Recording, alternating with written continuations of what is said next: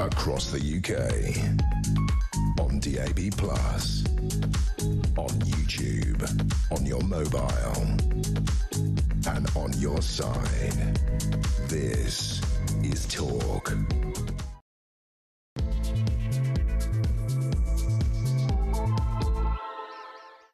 Very good morning to you. Thank you very much, Steve, for joining us. This is Talk, the home of common sense, with me, Julia Hartley-Brewer. Just coming up to 3 minutes past 10 o'clock. Lots coming up, and whether you are listening on DAB+ radio, watching on YouTube, listening on your smart speaker, watching on your connected device, all the different ways of getting in, of being able to hear and listen to us. Thank you very much, Steve, for joining us. Don't forget, you can always get in touch on all the big topics we're talking about. I've got a particular question for you today, but I have a funny feeling you may well decide other things are the topic. Who knows? There's an awful lot of stories around. We're going to try and cover as many of them as possible before 1 o'clock. Don't forget, if you miss anything of the show, you can go to my YouTube page, The Julia Hartley-Brewer Show. Hit subscribe. You never have to miss a thing. Coming up in this hour, we are going to discuss the former Tory Minister Nadhim Zahawi's defection to Reform UK. We're going to discuss those Iranian protests. Hundreds more have been killed by the Tehran regime, maybe in the many thousands at this point. You know, internet off. They've even managed to block Starlink, which Elon Musk provided for people to contact each other. Is America going to act?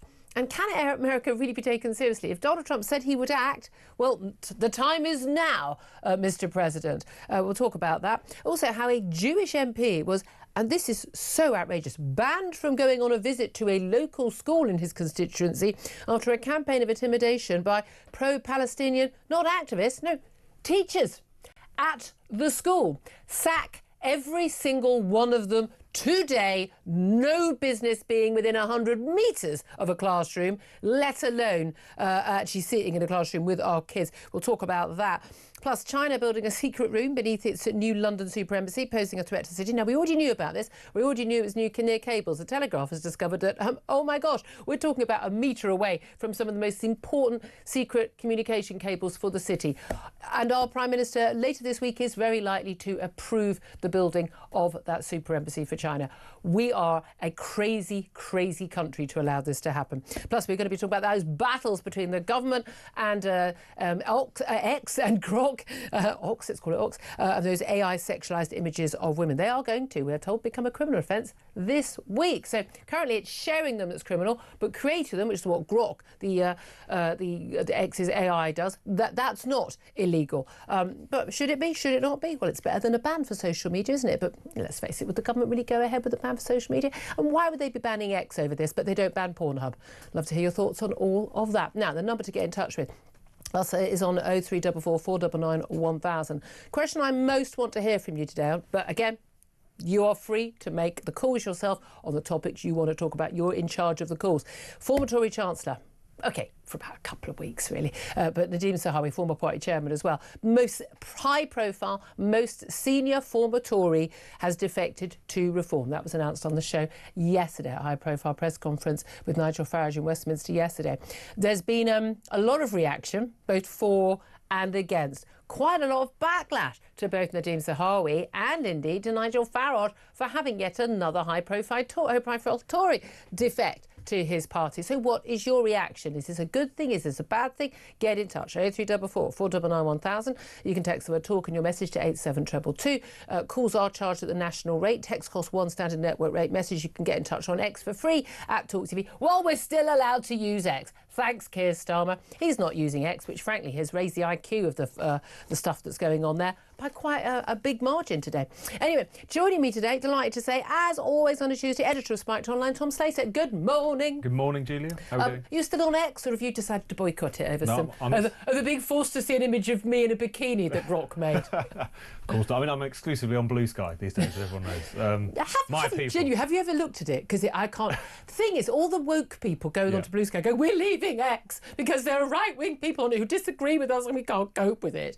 They move over to Blue Sky and apparently they've all got a bit bored because actually their main thing is shouting at us. No, exactly.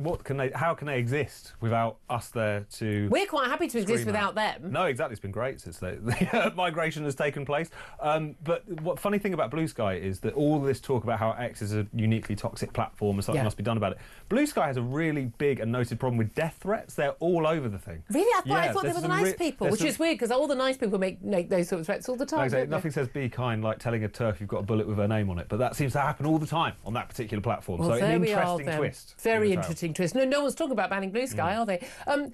I want to ask you about Nadeem Zahawi first up, and then I will come back because I do think this threats of bans on social media, we are in some serious territory here, because let's face it, this government does have a bit of an issue with free speech.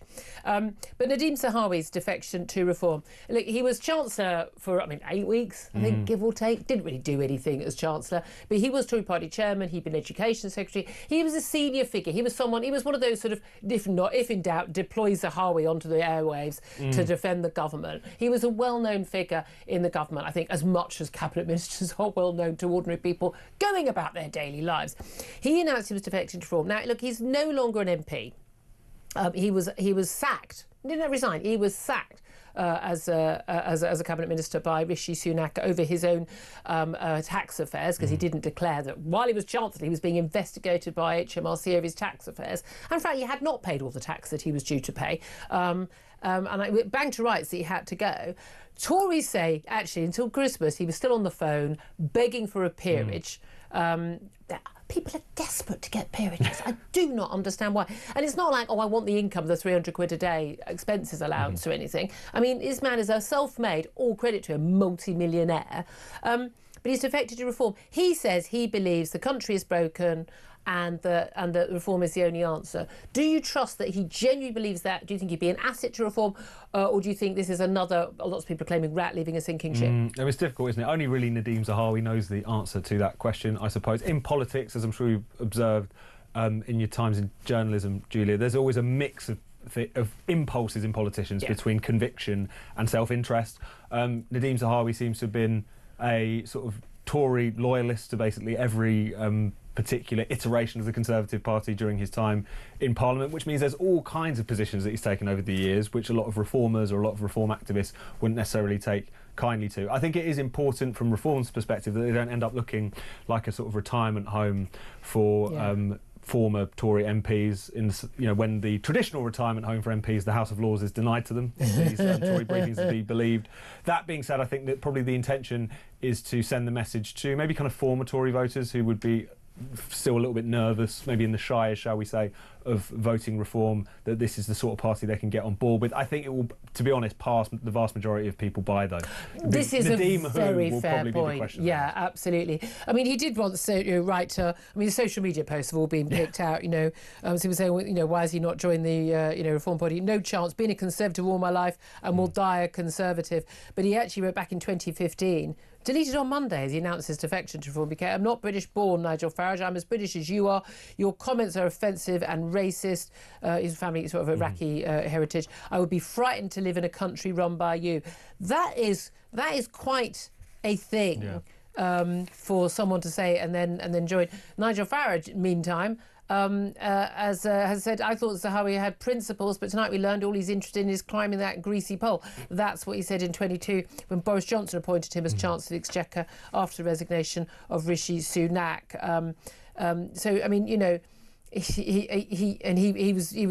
Farage, thinks it was absolutely right that he should have been sacked as well, from this job. It is interesting, there's a lot of history that there's always a tweet. That's the issue. There's always a tweet, and that calls back a lot of politicians. But there is the argument I'm hearing from a lot of long-standing reform people. Again, we don't want to be a retirement home for failed Tories. That he has views which are, he's talked. I think back in 2013 he was talking about how illegal migrants should be given a one-off amnesty. Mind you, a position of Boris Johnson as well. He'd never actually anti-mass immigration. He basically, there was an exchange of tweets where he was absolutely promising there would not be a requirement for people to get vaccines, and then he did not, resign when the government actually pushed basically vaccine passports, something we campaigned and you campaigned very strongly for, both at Spike and here at Talk, against happening.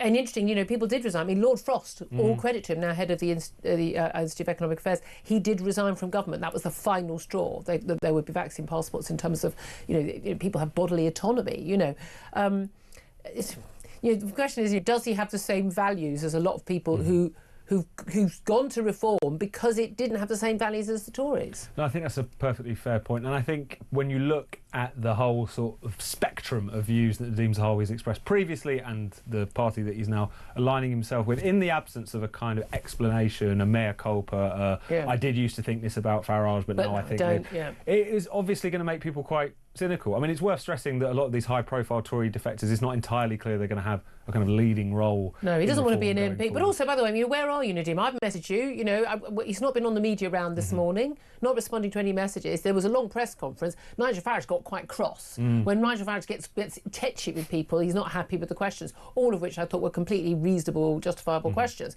But if they thought it was successful, he would be out doing the media rounds this morning, surely. No, exactly. I think there's a kind of sense in which it hasn't landed particularly well with certain sections of their support base, I think that's fair to say, who again don't want to see reform just being reheated Conservative Party, which is fair enough. I mean, it's worth stressing that most of the people involved at reform at the top level, they might not have been formally kind of Tory MPs or whatever, but were certainly Tories at one point. Nigel Farage would have been a Tory. Richard Tice was a Conservative Party member. So, there's something... Lee Anderson, There is, exactly, Lee Anderson in particular. I mean, but at the same time, I think...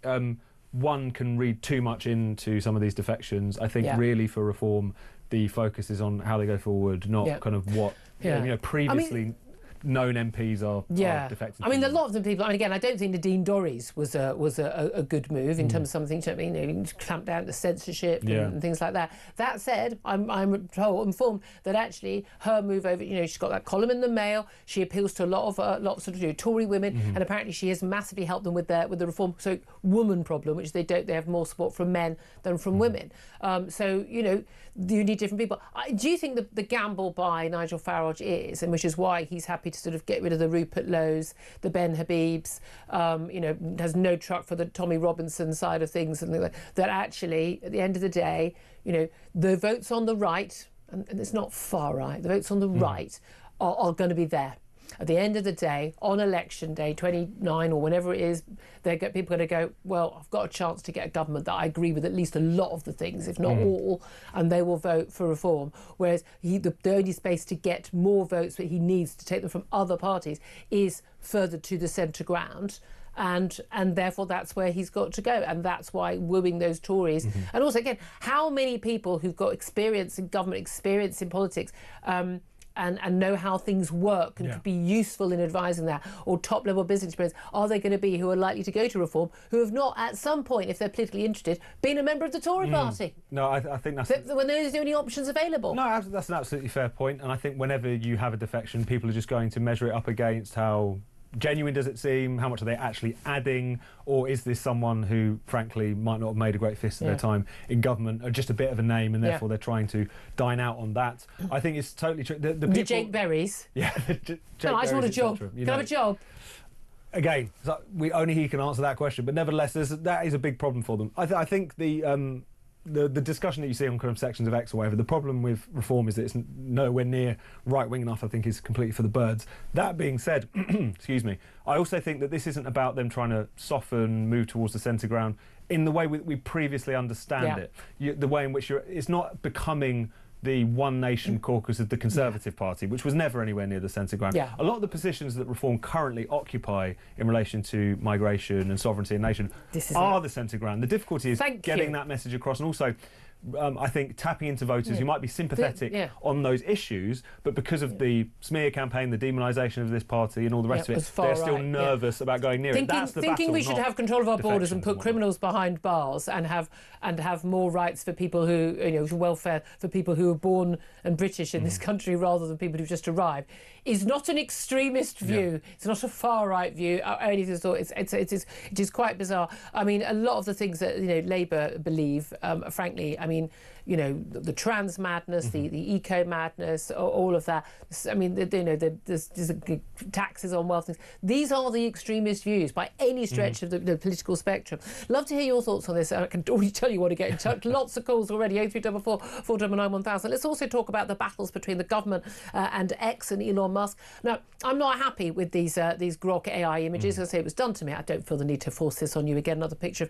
It's not even me. I mean, it's not my body because they put a bikini on. But I mean, again, better tummy than I've got not as good boobs. I'm going to say that. I'm sorry, I'm going to be honest. But also, weirdly, not my face or my hands, which is really strange. Like, so I'm wondering whether was it illegal and they got away with it, but they changed my face so it wasn't me. It just looked like it was, from a distance it was me. But someone asked up Grok for some weird reasons. By the way, we need to check your hard drive and you need psychological help, mate, to see a picture of me in a bikini. And Grok does it. Not illegal for Grok to do that. And apparently all these other AIs are doing it. I'm sorry, I spend my time, doing more useful things like, I don't know, watching Netflix and doing this. But the government says that by the end of the week they can make it illegal to do this, but it is illegal to share this. Now my issue is, A, they're doing it to women who don't,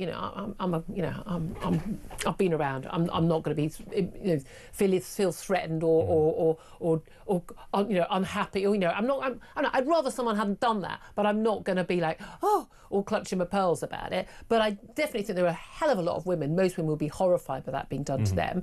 It's being done to children. I mean, that should definitely be illegal. But I think people have a right to have their images not distorted in a sexual way. And a lot of these, they're often putting women in very sexual positions as well. And I think, frankly, Elon Musk has pushed a lot of this because he pushes an awful lot of these images on his own Twitter feed, all about, these horrible, grossly distorted, sexualised, cartoonish images of women on Grok. And I'm sorry, it's like a teenage boy. It's really creepy, frankly, in a grown man. But the government has been threatening to actually ban X. We've got this Ofcom investigation. But it's weird because people can still access Pornhub. And a number of these porn sites, they've had to take down, was it Pornhub that had to take down 70% of their images? One of the major sites said after it was exposed that they had not got the permission of the women who were in these pornographic videos to be. This is outrageous. No one's talked about taking Pornhub down in this country. Yeah, it's harder to access without a VPN unless you put your details in. But why X? Is it because the threat of X is? Of course it is, Julia. I think we all know that this isn't about Grok and these creeps and sickos who are using them to digitally undress women and even children. Look at pictures of me in a bikini. You sickos. Tom said it. You made that inference, not I. But it's obviously not just about that. First of all, if you look at what some other governments around the world are doing in response to this, not necessarily ones we want to take lessons from in terms of issues of regulation, but Indonesia and Malaysia, they've just blocked Grok itself for a period of time whilst it gets its house in order. They haven't taken X off of the internet over there. These are very socially conservative Muslim majority countries, not the sort of places you would normally look to for proportionate regulation, but they haven't gone as far as what the Labour government are talking about going as far as, which is to take not just Grok down, not just to say that this particular AI tool needs to be changed, but to say that X itself may potentially be banned in this country. Similarly, as you say, if you were primarily concerned about the issue of safeguarding, why would you start with Grok? I mean, even moving away from the question of kind of pornographic websites, Snapchat, according to police figures, is far and away the #1 site for child grooming, for instance. I think it's whenever they actually record a platform in the figures, almost half of the time it's Snapchat. So why hasn't Ofcom launched an investigation into them? The reason X is in the crosshairs is not this particular issue of the bikini pictures and so on and so forth. It's because of this long-running feud between Keir Starmer and Elon Musk, because of the fact that the liberal left in general are freaked out by the fact that there is at least one major social media company now where more or less you can say whatever it is that you want, and the fact that Elon Musk has basically become one of those prominent critics of this government, whether or not we like that, don't like that. They forced them over the grooming gangs. The grooming gangs, illegal migration, many of these issues. I mean, even I was thinking about the Alaa Abd al-Fattah nonsense over the Christmas break. If it wasn't for X leaping into action and people going through social media feeds, that wouldn't have been a scandal. The Foreign Office apparently can't check social media feeds. But you and I can. Yeah, exactly. No, so it is extraordinary, isn't it? But again, this thing, what I find extraordinary is the number of MPs, the Labour MPs and cabinet ministers, and their outrage at these images and how these are the most disgusting, vile images. This is an outrageous crime against women. I don't think it should be allowed. I really don't. I'm sorry. I don't think free speech extends to you undressing women on digitally. I'm sorry. I really, without their consent, I don't think it does. And if you think that's an important part of free speech, then I think you should seek help. But the idea that what is happening digitally like that is anything close to what is happening right now at 10:22 in the morning to some girls, probably hundreds of them, maybe thousands of them, in towns and cities across these countries when they are being gang raped by men old enough to be their fathers or grandfathers, having been drugged and given alcohol and basically threatened, and that is going on, and that has been going on for 20 years, and this Labour government, and the last Tory government didn't do enough, but this Labour government and Labour councils did nothing, not only to stop it, but covered it up. For them to be outraged, and then didn't think there should be inquiry, because that would make you far right, jumping on a bandwagon. If the level of outrage at digital pictures on X, if they could show the same level of outrage and urge to action for that, as they do for grooming gangs, as they do for that, that would be encouraging. Yeah. I just think I genuinely think it's weird to be as concerned about these AI images as they are, when they clearly are really not that bothered about real girls not being digitally altered to be in a bikini, but being gang raped. I find that very difficult to understand. No, I think that's very well put. And this is the Labour Party. This is the Liberal left these days. People. There was far more discussion at the time about, Westminster and maybe a journalist at one point or another maybe having a hand on the knee than there was about the grooming gangs issue. Yeah. I mean, this is writ Someone large. slapped a Hollywood actress on her backside. Let's talk about it for 6 months. Grooming gangs, let's cover it up. We'll wear ribbons, we'll wear black at the Golden Globes. This is who you're dealing with. So, we will not take lectures on the issue of sexual violence of the Labour Party. Yeah, exactly. Sorry. I mean, really, I'd love to hear your thoughts on that as well. Let's also talk about this Jewish MP. He was banned, basically, from going on a school visit in his own constituency. This is Damien Egan, the Labour MP for Bristol North East. It was a visit to Bristol Brunel Academy in September. Get your kids out of that school. Seriously, if your kids are at Bristol Brunel Academy, if I were you and I was a parent, I would get my kids out of that school today. Get them anywhere else. Your kids are in danger. If they're being taught by the people here who thought that an MP shouldn't be allowed to visit that school because he's Jewish, and those teachers are in that school teaching your kid, you need to get your kids the hell out of that school. I'm telling you that right now. Now, this story only emerged because the Community Secretary, Steve Reed, said at an event... a conference, a Jewish conference at the weekend, that how difficult the situation was, how awful the anti-Semitism was, when he said, and he didn't name the MP, but it's now emerged, it was this Damien Egan, had basically had his visit cancelled after a campaign by pro-Palestinian teachers. Threats from parents to keep their children at home. Well, frankly, those parents, I've got worries about them. Send the social workers around. But basically, the teachers threatened to wear keffiyehs to school on the day. Well, they should have been sacked on the spot for wearing a political item. And basically they said that they said they basically they had safeguarding concerns, and the school leaders at the academy, so they had to cancel the visit. I mean, this is a democratic elected member of parliament unable to visit a local school because he's Jewish and he supports Israel. Well, I'm not Jewish, but I support Israel. Can I visit the school? I mean, this is just repulsive and disgusting. Every single teacher involved needs to be sacked on the spot. I'm sorry, it's not freedom of speech, this. This is stopping freedom of speech. This is disgusting. And everyone would recognise that if some of the characteristics were switched around. Everyone, if this was a black British MP who, at some school, some lunatics in there decided that it was illegitimate for them to visit because of some convoluted reason about foreign policy, everyone would recognise this as straightforwardly racist. It's just that this is the exception that people have alighted upon. And some people have alighted of course. on. But what is almost more horrific than the instance itself is the fact that this stuff doesn't really surprise us. This stuff doesn't generate a real deep conversation about how we've allowed such genuinely bigoted people into all levels of our public sector. Our schools are lost in large parts. Schools, the trans, the critical race theory, the anti-Semitism, the pro-Gaza. They come out and they claim it's pro-Gaza, but it's not. It's anti-Semitism. It's what it is. It is absolutely. It's all over teacher training. It's in so many of the teachers on the left who, it's a serious problem. Yeah, and they're giving it to our kids. And the question I have to answer, because people try and make this distinction, this is not about him being Jewish. It's about him being a Zionist. Most British Jews are Zionists, so therefore, so like 90%. almost 95%. by definition, you therefore don't think any Jewish MP is welcome at your school. Anyway, it's not illegal. He's not supporting a terrorist group. It's not illegal for an MP or anybody to have support for a country which is a democratic country and one of our closest allies. Yeah, no, absolutely. And in the same way, it would be outrageous if there was a MP of Turkish background who still thought the state of Turkey had a right to exist. This is just because you might not like what Erdogan is getting up to. Does not mean that you would think that that person shouldn't be anywhere near. Doesn't involve Jews, Tom. Doesn't involve Jews, so they wouldn't feel strongly about it. Again, by the way, amazing. I have not seen any roads closed down in the last week or two about with all these people who were desperately concerned about the plight of young people, children being killed because they're trying to just stand up and resist their the terrible regimes. They care a lot about Gaza, yeah? Not that bothered about Iran.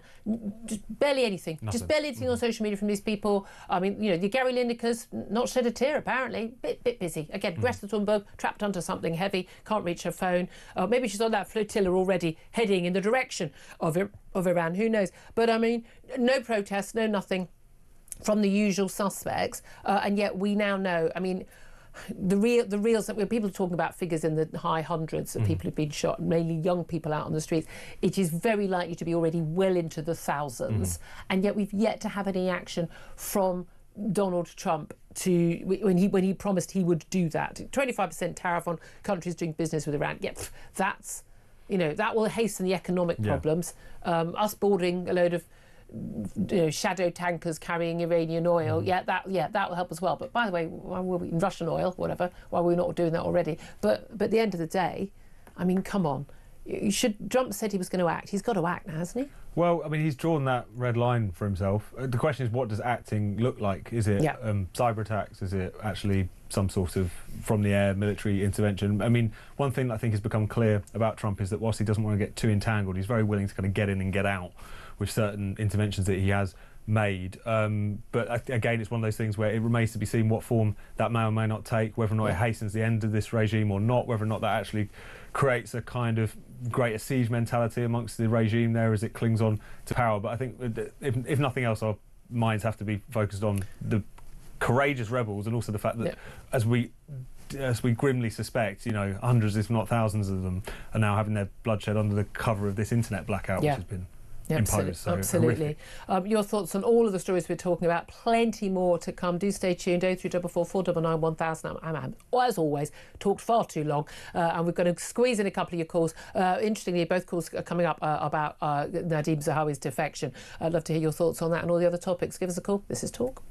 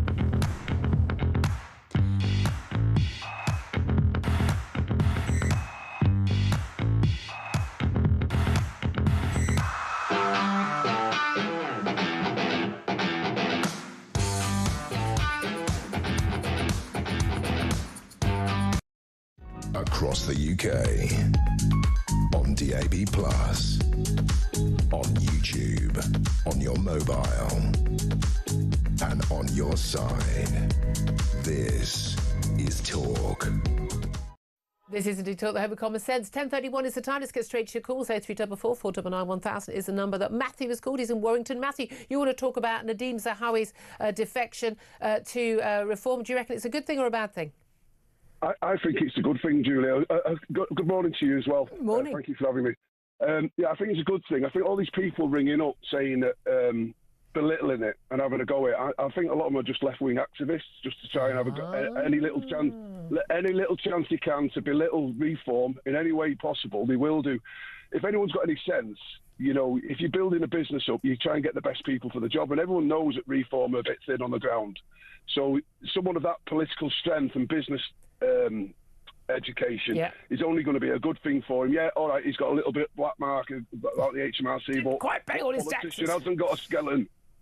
No, there is that. I mean, there is that. But this is the thing. For me, there's an argument. Like, how many people do you think are going to defect to reform or go join reform who are high profile, who are interested in politics, who haven't been in the Tory party? Do you think? I mean, you say like a lot of the criticisms from the left. Yeah, the Guardian's done a whole load of these tweets and exchanges between Farage and Zahawi over the years. But I know an awful lot of people who got in touch with me yesterday after the news, who were really staunch reform people, and who are horrified by yet another Tory. They were horrified by Nadine Dorries going over, and they're horrified by a whole load of, frankly, a lot of no-marks going over. Now, Nadine and Nadine, neither of them are no-marks. They were in serious figures in the last few Tory governments, but their view is that this shouldn't be, just the leftovers for the Tories. I think come May, when we have these elections, I think you're not just going to see Tories coming over, you're going to see a lot of Labour coming over as well. Because I think Reform are actually talking common sense politics, not like Labour. And you can't criticise the Tories because they are working hard, and you've got to admire what I say, but it's too little, too late. And after 14 years, you just don't believe it. No, I don't. They let us down massively. Yeah. So you've got to give now. Everyone's saying Nigel's a one-man band. I don't think he is. He's seen people coming in now, and they're getting a bit of meat on the bone, aren't they? Danny Kruger's and they're the real deal. They mean the business. They're being honest and open. They're going on talk shows, radio shows, news shows, and they're putting themselves out there, and they're taking the hit. So. Let's see. I'd like to have a conversation with you in May after these elections and then see where we are. Very interesting. Yeah, really interesting call, Matthew. Thank you very much indeed for that. Let's go to Andrew, who's in Hertfordshire. Hello, Andrew. What do you want to say about Zahawi's defection? Yeah, it is irrelevant. He doesn't want to stand as an MP. And as your last caller said, this is fantastic because all Labour had was 14 years in opposition and Sue Gray, and they couldn't make things happen.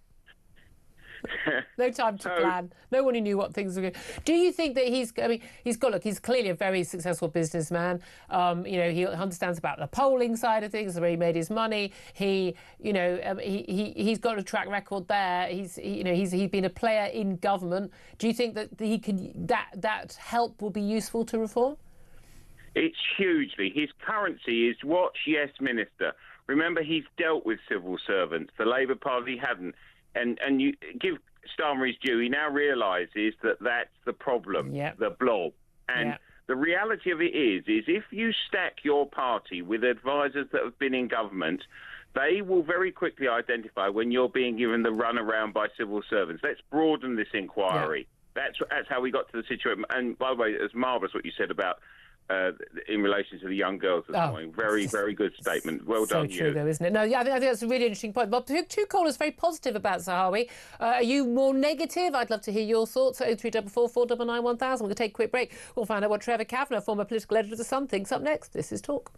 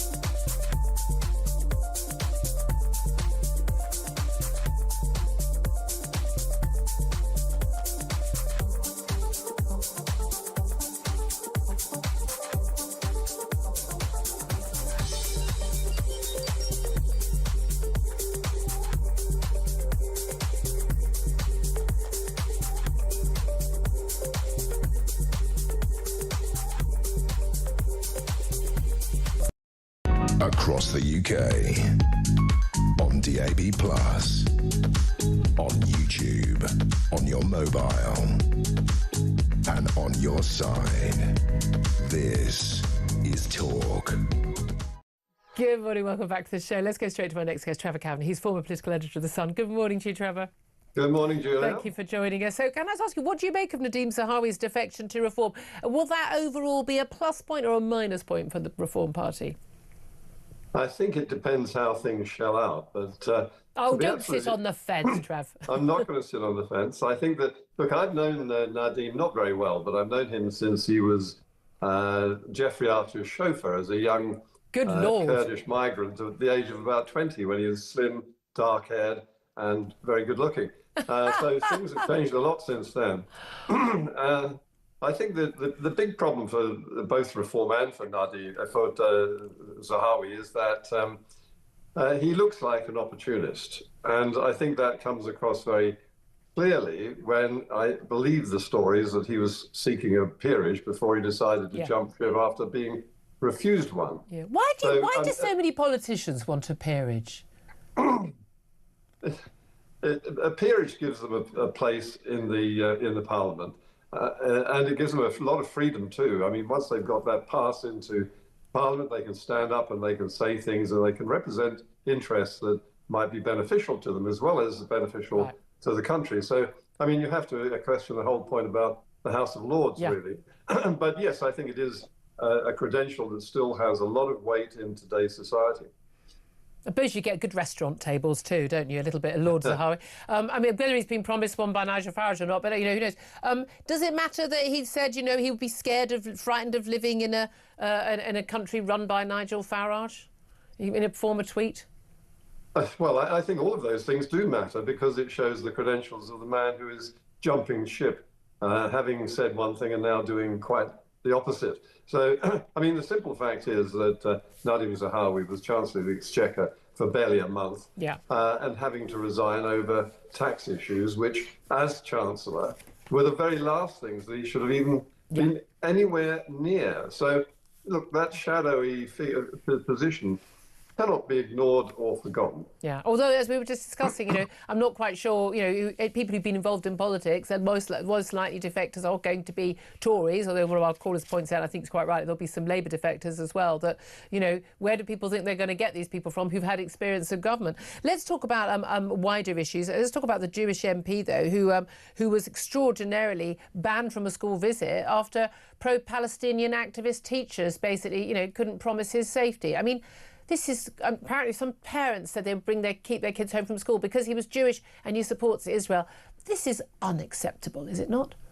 Well, every time I come on your show, Julia, I find myself saying, I cannot believe this. Yeah. It's, every day something happens in the country, largely because of this government, but also in the period when the last government was in office, which absolutely beggar belief. And this is a man who is an elected member of Parliament in his own constituency, wanting to visit a school in that constituency and finding himself facing a rebellion by teachers who are threatening to wear pro-Palestinian headscarves and stopping an elected MP from entering that school.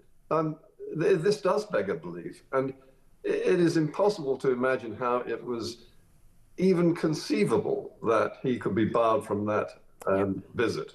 Yeah, but again, these things keep on happening. We keep on having situations where, the police standing by and doing nothing when it comes to an Israeli restaurant in Notting Hill being surrounded by protesters, banning the Jewish Israeli fans of a football team coming from Israel in Birmingham last November, lying about it, still amazingly in their jobs, rather than actually facing up and tackling and facing head on the threats of violence from Islamist extremists. The issue is, and this is a problem, we've imported this problem, and the woke left, and again, this is a Labour MP, Egan, that they've embraced it. Well, it's come back to bite you in the backside.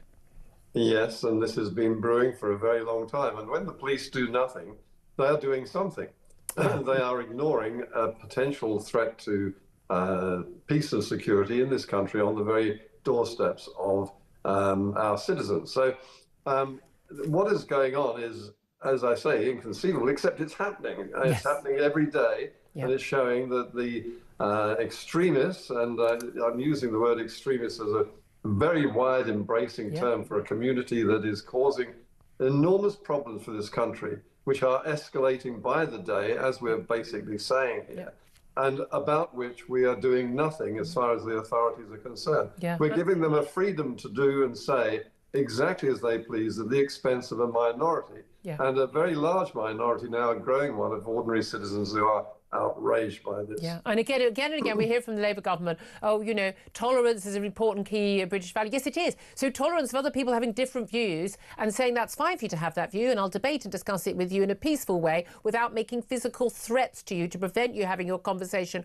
or to actually kill you, because that is also one of the thinly, not even thinly veiled a lot of the time, threats. You know, when you have leaders of a particular community, and it is extremist leaders, not the ordinary rank and file people going about their daily business who are also Muslim, you know, that needs to be stamped down on. I mean, again, put me in charge. I'll deal with that one. I mean, I'll probably need security the rest of my life, but I would deal with it because it's untenable. Our country, Europe, I would say, cannot continue down this line because we are in very scary territory. We're also in very scary territory, I think, on two other major stories I wanted to run about you. A terror suspect, this is Abu Zubaydah, who's represented, what a surprise, by Lord Hermer. He keeps coming up into the news, doesn't he? He's Keir Starmer's Attorney General and big mate and mentor, human rights lawyer. He represented this terror suspect. He's the one who's just been handed this massive, we're told, substantial payout, I'm assuming then well into six figures at least, by the UK, because he was basically rendered and tortured and held captive and is still in Guantanamo Bay by the US. We didn't get involved in any of that other than the fact MI6 and MI5 passed on some questions knowing that these things were happening to him, and now we're doing a massive payout. But what a coincidence, the government that's got the Attorney General, who happened to be the human rights lawyer who represented him, is making that payout of your and my money. Well, A, why the hell are we paying this guy a penny? And B, this is not the most outrageous, I mean, just the most outrageous conflict of interest. The worst thing about this is that basically it's being carried out in absolute secrecy. We didn't know this was happening. We didn't know it was under consideration. We don't know how much money is being paid. We don't know where it's coming from. It's actually coming from you and me and everybody else in the country except the Attorney General, who is basically rubber stamping the case of his former client. And, you know, I don't have much truck with the Guantanamo Bay process of detention and interrogation. But this is nothing to do with us. This is America. And the system of justice over there shouldn't be subsidised by payments from us here in Britain. Yeah, absolutely. Just finally, I want to ask you about this Chinese embassy. We've known for a long time that there's plans for this big Chinese embassy. Could cross the river from where I am in the studio right now. I could pretty much see the site where it would be, near the Tower of London. We've known for a long time that it's basically right near these secret cables, these key communication cables that go to the city. Big concerns about that location and about what the Chinese would use this for and why they need this super embassy. Basically, the biggest embassy they have in the world would be in London. Big concerns about when the plans were finally revealed that actually there's just an entire room, a secret room. We've got no information at all on what that would be used for. I think we can safely say the Telegraph has now managed to look at proper plans and put them in alongside what the cabling is, where the cables are for the city. And basically, we're talking about an embassy that would be about a metre away from these top secret, absolutely vital communication cables. And by all accounts, the Prime Minister is going to give the nod and the go-ahead to this Chinese embassy being built ahead of a visit to China in a month or so's time. I mean, again, this is absolutely madness, isn't it? It is. It is. This is the biggest story of the day, and not just today. And it's a story until and after this building is built. And we now know, basically, that the government is going to give carte blanche to the Chinese authorities to do literally as they please. The Telegraph has done us an enormous favour by unveiling what is actually planned there, which is this sub-basement, where they have the facilities to build very powerful technology which will require all sorts of heat-generating artificial intelligence and other electronic power to do what we know not what, frankly. Yeah, They're exactly. very close to the absolute heartbeat of the City of London, which is still a very, very important part of the international financial system. And it's not just that either, Julia. I mean, I remember when I was political editor, I was told that at least one major government, foreign national government, they had in the basement of their embassy, and I know the name of the government, but I won't reveal it now, which was in fact a prison cell, or cells, Wow. Possibly torture chambers. Wow. So we do not know in a territory which is basically Chinese territory. Yeah. Once it's become an embassy, we won't be able cannot to go in enter there. it. Yeah. I mean, absolute insanity, but it's going to go ahead. We know it because we're going to kowtow to them. It's just extraordinary. Trevor Kavanagh, really appreciate you joining us. Good luck with that cough. We've all got the same one. It's the New Year cough. Hooray for all of us, eh? Thank you very much. I'm going to come back to Tom Slater after the top of that because I want to get to a quick break. And we're going to be talking to Kelly J. Keane, the brilliant, the wonderful Kelly J. Keane, founder of Let Women Speak, about these threats by the UK government to ban X. But why X? And why are they so concerned about deep fake images of women, not so concerned about real images of women on Pornhub elsewhere? Well, we'll talk about that with her. This is Talk.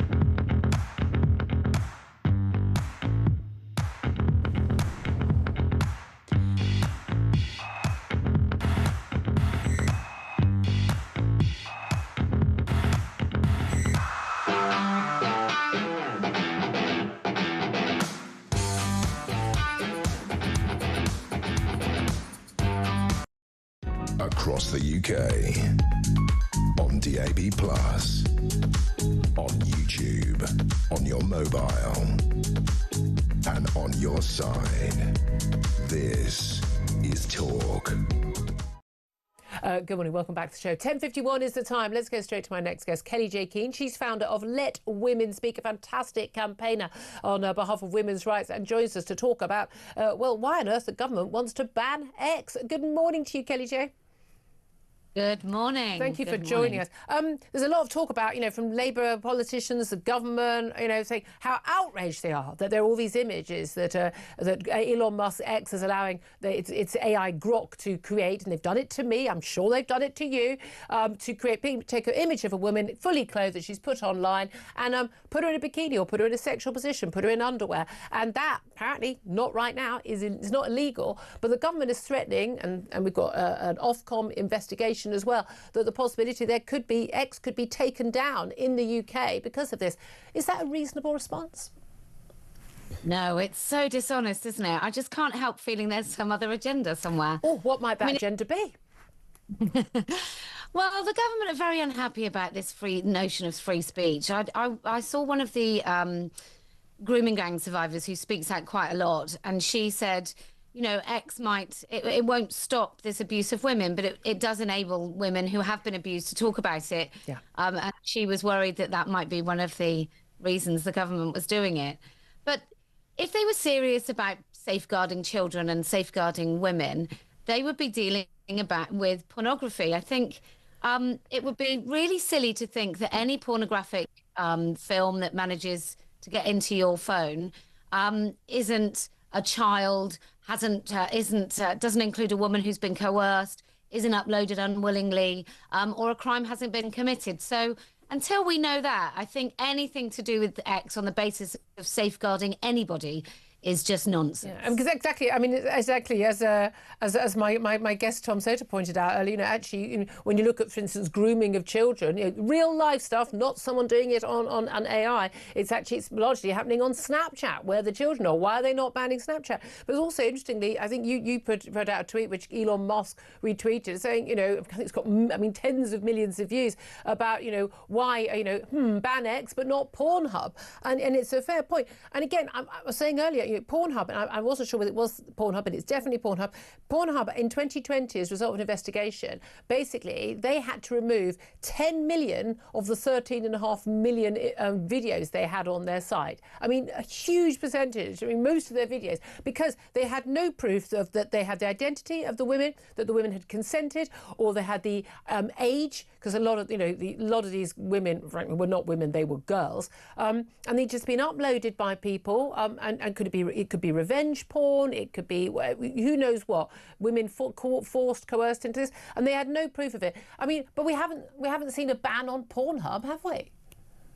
No, we absolutely haven't, have we? I mean, there was something about Roblox years ago that was really dangerous for children. We didn't ban Roblox. In fact, I still know some parents allow their children on it. They shouldn't.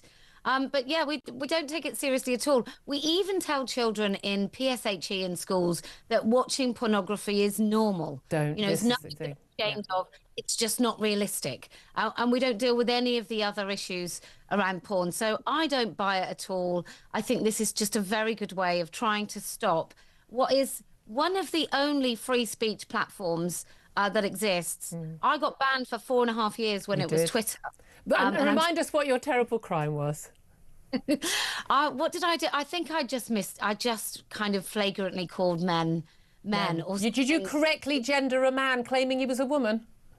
Exactly. I mean, I'm terrible. I also said it was wrong to try and transition children. So I'm yeah, I mean, frankly, I don't know why we haven't executed you, frankly, by now for those heinous crimes. I mean, this is the thing. I don't want governments being in control of this. Tell you what, I definitely don't trust Ofcom to decide these things. If you could see some of the nonsense complaints I have to deal with from Ofcom, I mean, time-wasting nonsense that Ofcom bothers me with, and I'm really sorry, I've got no time for that organisation. You may as well, I mean, you basically got the Labour Party in charge of Ofcom, who are we kidding?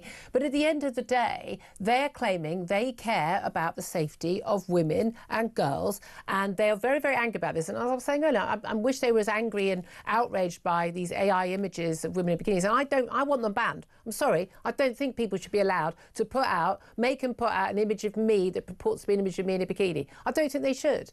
And I wouldn't impose that on other people. I don't know why they would want to. But and especially not to younger children. And I think it's just creepy, frankly. But they don't seem to be so concerned about it when it's when it's happening in girls in real life are being hurt, or being, as I say, gang raped by these grooming gangs, are being harassed by men on the streets, and they don't seem to do anything about that. No, they don't at all. And I also sort of I think my first thought when they said about banning X is, oh, you can do it then. Like, you can do that thing that has always apparently been so difficult, when most of us who are parents, or not even, you don't even have to be a mother to care about the safety of kids. But most of us well, why isn't that banned? How can children have any access whatsoever to these really harmful sort of images? And I always thought, well, it must be because they can't. Yeah. Surely they can't. And now we find they can. But at the same time, the government is saying, well, it's very difficult and complicated to keep men out of women-only spaces. So I think they're just liars. They have an agenda.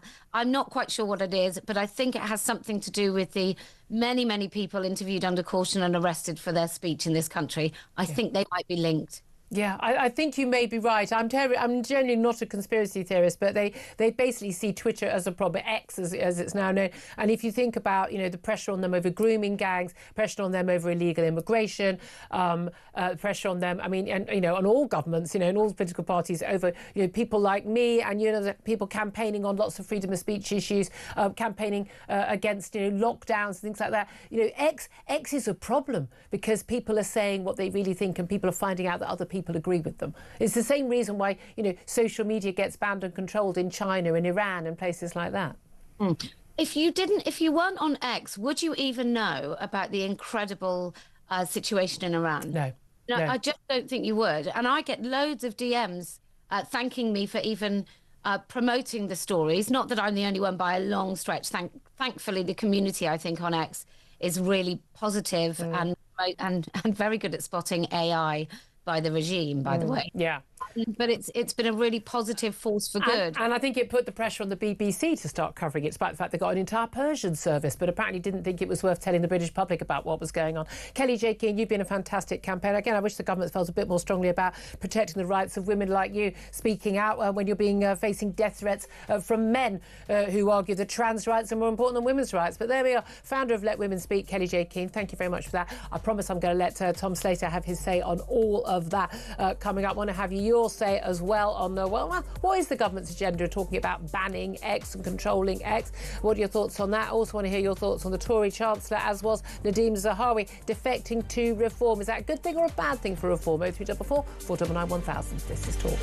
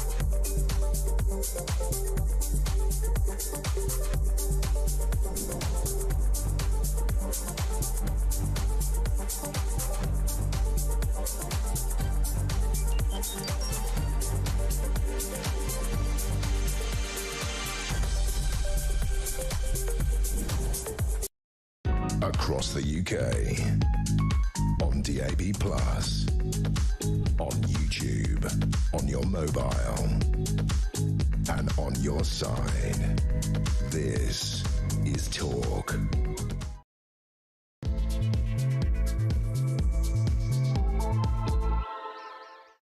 Morning, welcome back to the show. It's coming up 3 minutes past 11. This is Talk, the Home of Common Sense with me, Julia Hartley-Brewer. Whether you're listening on DAB+ radio, on your smart speaker, watching on YouTube, or you can thank you very much indeed for joining me. Lots and lots to talk about. You should say running way over time all through the last hour because there's so many big stories to talk about. Don't forget, if you miss anything, you can go back to my YouTube page, the Julia Hartley-Brewer Show. Hit subscribe. You never have to miss a thing. Coming up in this hour, we're going to talk about Britain not having the cash to deliver on military ambitions. £28 billion shortfall. Money down the back of the sofa. If we drop net zero, we'd have that money. Just throwing that out there as an idea. Going to talk more about those Iranian protests continuing. Hundreds more, possibly thousands more killed by the Tehran regime. Is America going to act? That Jewish MP banned from visiting a school in his own constituency after a campaign of intimidation by the teachers who claim to be all pro-Palestinian. No, you're not. You're just anti-Semites. Just call yourselves what you are. We're also going to talk more about that Chinese embassy and the secret room beneath its London super embassy. And we're going to talk about a new TikTok account from the government, which is the latest brainwave to stop illegal migrants. It'll definitely work. 100% it will work to smash the gangs. I don't know why we didn't think of it before. Anyway, all of that coming up. Plenty more besides. Joining me for all the chat is editor of Spiked Online, Tom Slater. Morning. Morning again. We've been asking people to get in touch. A lot of people getting in touch about Nadeem Zahawi. We're going to be talking more about him. He defected to reform. I'm asking you, basically, you know, it's the most high-profile former Tory Chancellor, former Tory Chairman, defecting to reform.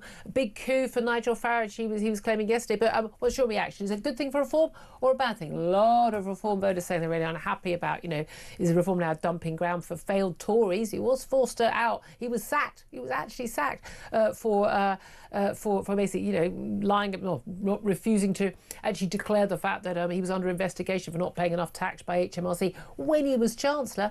But a lot of you have been getting in touch saying you think it's a good thing. We need his experience in government, need his business, they say, for reform to do well. Love to hear your thoughts. Give us a call, 0344 499 1000. Text the word talk in your message to 87222.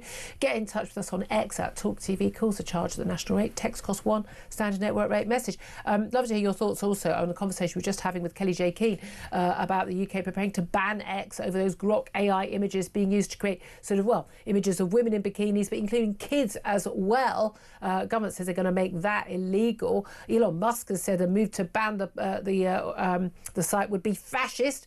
Meanwhile, Ofcom, we discovered yesterday, launched an official investigation, and Starmer, in a stunning and brave move, hasn't posted on X for a few days, but he is on TikTok, which tells you everything, doesn't it? Tom Slater, I mean, just initial reaction to what Kelly J. Keane had said. She thinks, look, this isn't about protecting women. This is actually an agenda. The last government didn't like X very much either, and this government definitely doesn't, because it's seen as a right-wing social media. They want all social media to be left-wing, all views that aren't, you know, their views are obviously extreme and far right. Do you think there is a secret agenda? I don't think it's that secret. I think it's pretty obvious where this has come from. We've talked about it earlier on the show. If your concern was sexual violence, then you'd be talking more about the grooming gangs. You would be talking about AI bikini pictures. If your worry is online grooming, then surely you would focus on the platforms like Snapchat, where the lion's share, it seems like, particularly child grooming seems to take place. Ofcom haven't launched an investigation into them. And it's been obvious for some time now that this Labour government, but previous governments as well, have it in for X for precisely the reason that political elites have not particularly liked freedom of speech historically. It's because X is one of the biggest pro-free speech platforms that exists. Generally speaking, people are allowed to say what they want. And I wish they weren't allowed to just go around calling people, you know, C word and the B word and every other word in between. It'd be quite nice. I mean, I can live with it. Of course, and there is that, and there is the sort of question about how do you have a free speech platform that also is relatively civil, I suppose. But it's still, it's clear that the thing that they're upset about is not the abuse or the screaming. It's the fact that you now have ordinary people who not simply have the right to say what they want, but also have the means to say it on quite a big scale. Yeah, that's true. And that's happened. You think about so many of the scandals that have roiled this government in quite a short space of time. grooming gangs, would that have exploded again without X? Almost certainly not. 100% The illegal migration issue has become central. I think people social media in seeing general, the images, X in particular, share on all, and also seeing the all the stories being shared from local papers and others about that thing that never happens but keeps on happening, which is someone who's an asylum seeker living in a hostel getting arrested, charged and or convicted for sexually abusing or raping women and girls. I mean, that thing that never happens. I don't think that would be all over the mainstream, well, some of the mainstream media, certainly not all over the BBC or anything, is it? If it wasn't for it being all over X. No, I think that's exactly true. And it's also obvious that the government have developed something akin to an obsession with Elon Musk. I mean, it is kind of mutual, and Elon Musk taken a slightly crankish turn of late. But they are basically some of the things Elon Musk has said is outrageous about ousting our government. Sod off. Yeah. Sod off, mate. This isn't your country. We'll deal with things. The balance there, I think, is you do not have to be a fan of this particularly erratic billionaire to recognise if you've got the government who have basically gone around and designated one of their most prominent critics as akin to a national security threat. I mean, there was that report the other week about the Home Office stepping up its monitoring of his tweets for fear of how they might contribute to social disorder and radicalisation. Nonsense. This is... Ultimately, the state has the power to censor in a way that even billionaires do not, unless they've own a social media platform. But there was that argument before, I think certainly before lockdown, I think even possibly during lockdown, the argument was that the social media companies were so much more powerful than nations. And, basically Zuckerberg could do whatever the hell he wanted, and Twitter could do what the hell they wanted because they were bigger than countries. That a lot of those companies were richer than a lot of countries. That seems to be sort of rolling back. I've not got a problem with some. I think you're more of a free speech absolutist than I am. I've not really got a problem with there being some limits on what people can say. I don't think it should be like, I'm accused of disinformation because I don't think, we should have vaccine passports and give them to, give vaccines for a disease that doesn't pretty much ever kill kids and force them to have a vaccine to go to school and be able to travel. No, that's not disinformation. That's frankly being a good parent and a campaigner for the right thing.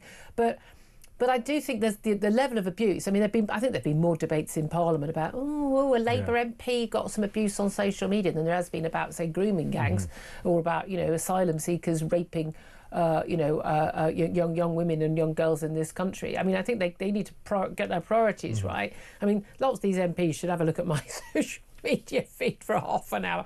And I've got to be honest with you, it's absolutely water off a duck's back to me. I think people should just, relax about it a bit. But it would be nice if it could be changed. But I don't know how you do that without stopping people being able to talk about the things they care about. Yeah, and I actually think that some of the answers there could lie in what Elon Musk was talking about when he first bought Twitter, but it's kind of gone by the wayside, which is saying that, of course, everyone wants an element of content moderation, but they should do it themselves. It should be very easy, very intuitive, very straightforward to say, I want to be on social media because I want to promote my work or I want to look at what I'm interested in.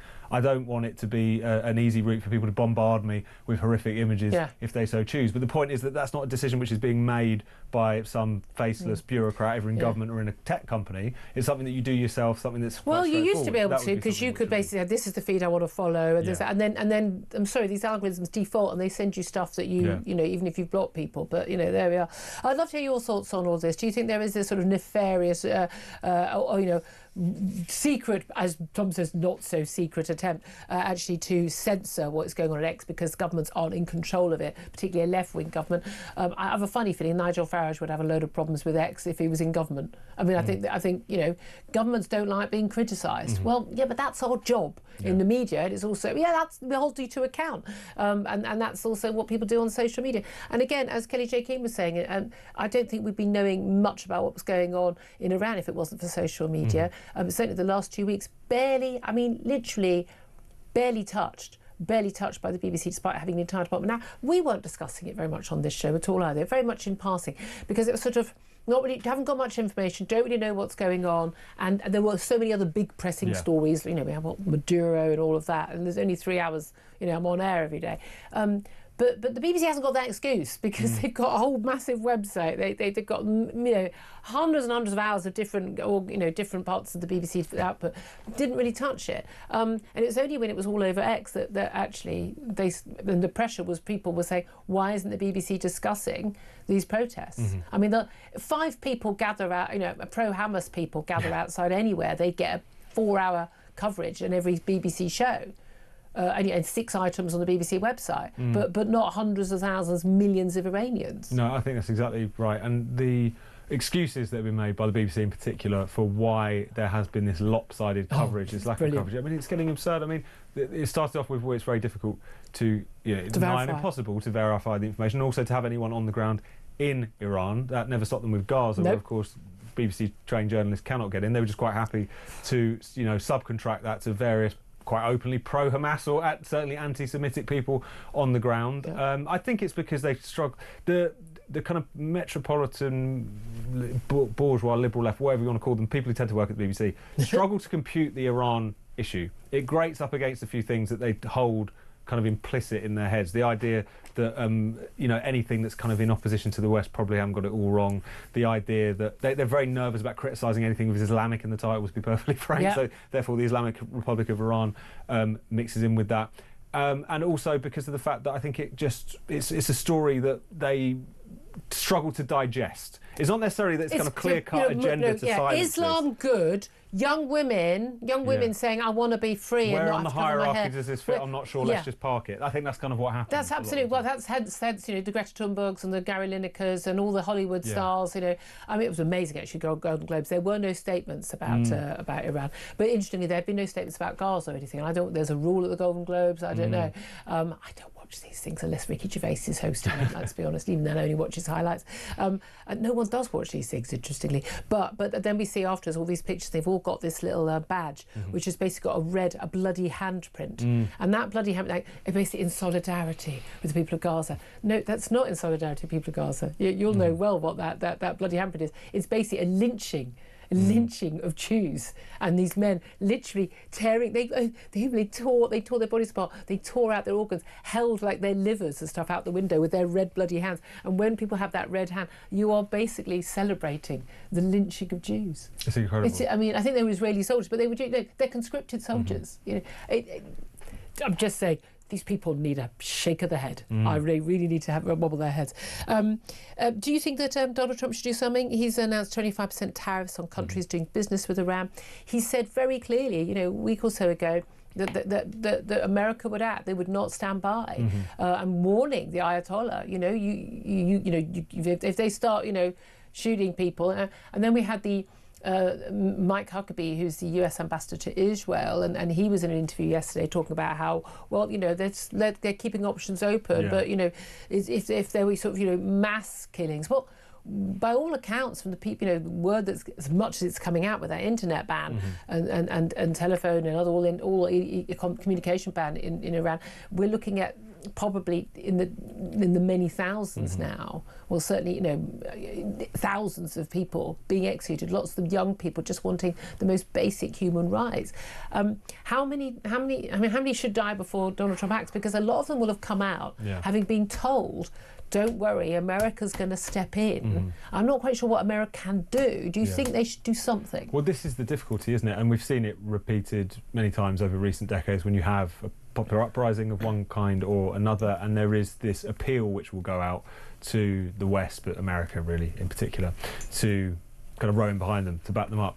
In other parts of the world, that hasn't always worked out particularly well, and I think that's part of the reticence, that's part of the non-interventionist strain within the Trump administration. At the same time, I think he's also quite keen to put Iran on notice, and so how much of this is just trying to send a message and how much of this is actually we're going to come in if necessary is not entirely obvious, not least because Trump is very erratic on these questions himself. I mean, there's a tendency he might get bored with Iran, and even with Syria, I mean, he eventually kind of bombed an airbase there, but only after his daughter had shown him pictures of emaciated children. He's actually a lot more instinctual and reactive than sometimes a lot of the people who like to read a lot of ideology into him.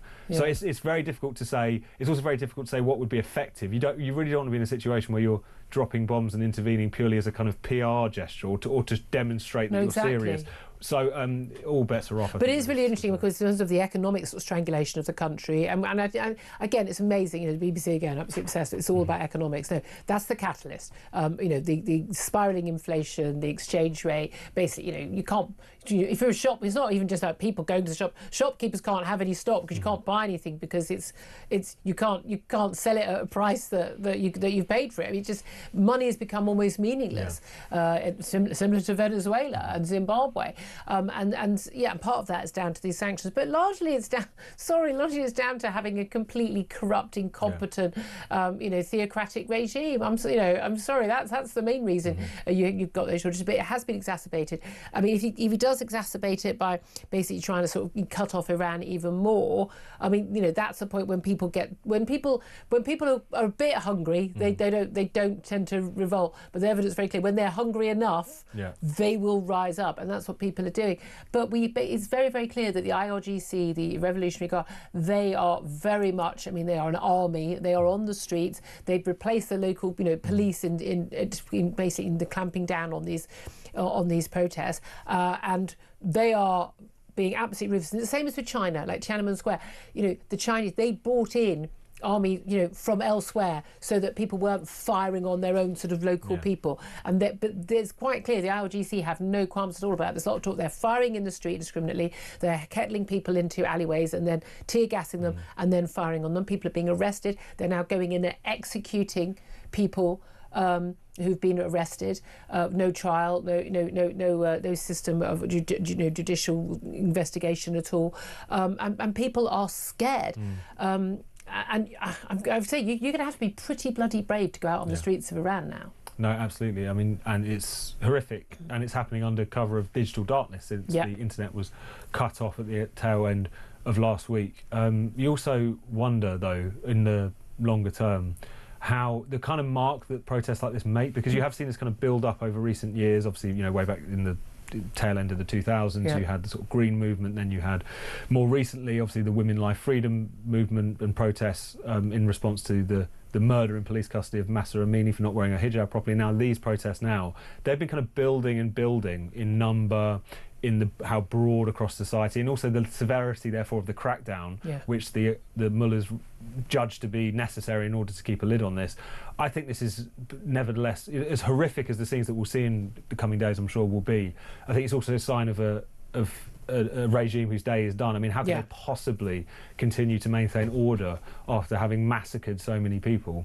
How can they possibly command any kind of respect amongst the sections of society who did previously, still broadly speaking, want the regime to continue after their full brutality has been shown? So it's one of those things where in the longer term, I think this is a sign of a regime that is so vicious precisely because it's kind of brittle and desperate. So we'll see how that plays out. Yeah, it is extraordinary. Again, it's 85 million people. This is a huge country, and although sort of quite poverty-stricken now, they have a huge military. And again, you have got that theocratic, that absolute, zeal of the extremist religious, Islamist viewpoint, which we also see apparently in our schools with a Jewish MP, a Labour MP in Bristol, Damien Egan, having a school visit to a school in his own constituency banned after a campaign by pro-Palestinian teachers. Parents saying they would move their kids out of school for the day. Well, fine, don't bring your kid in for the day, but we'll know you're a bigot because he's pro-Israel.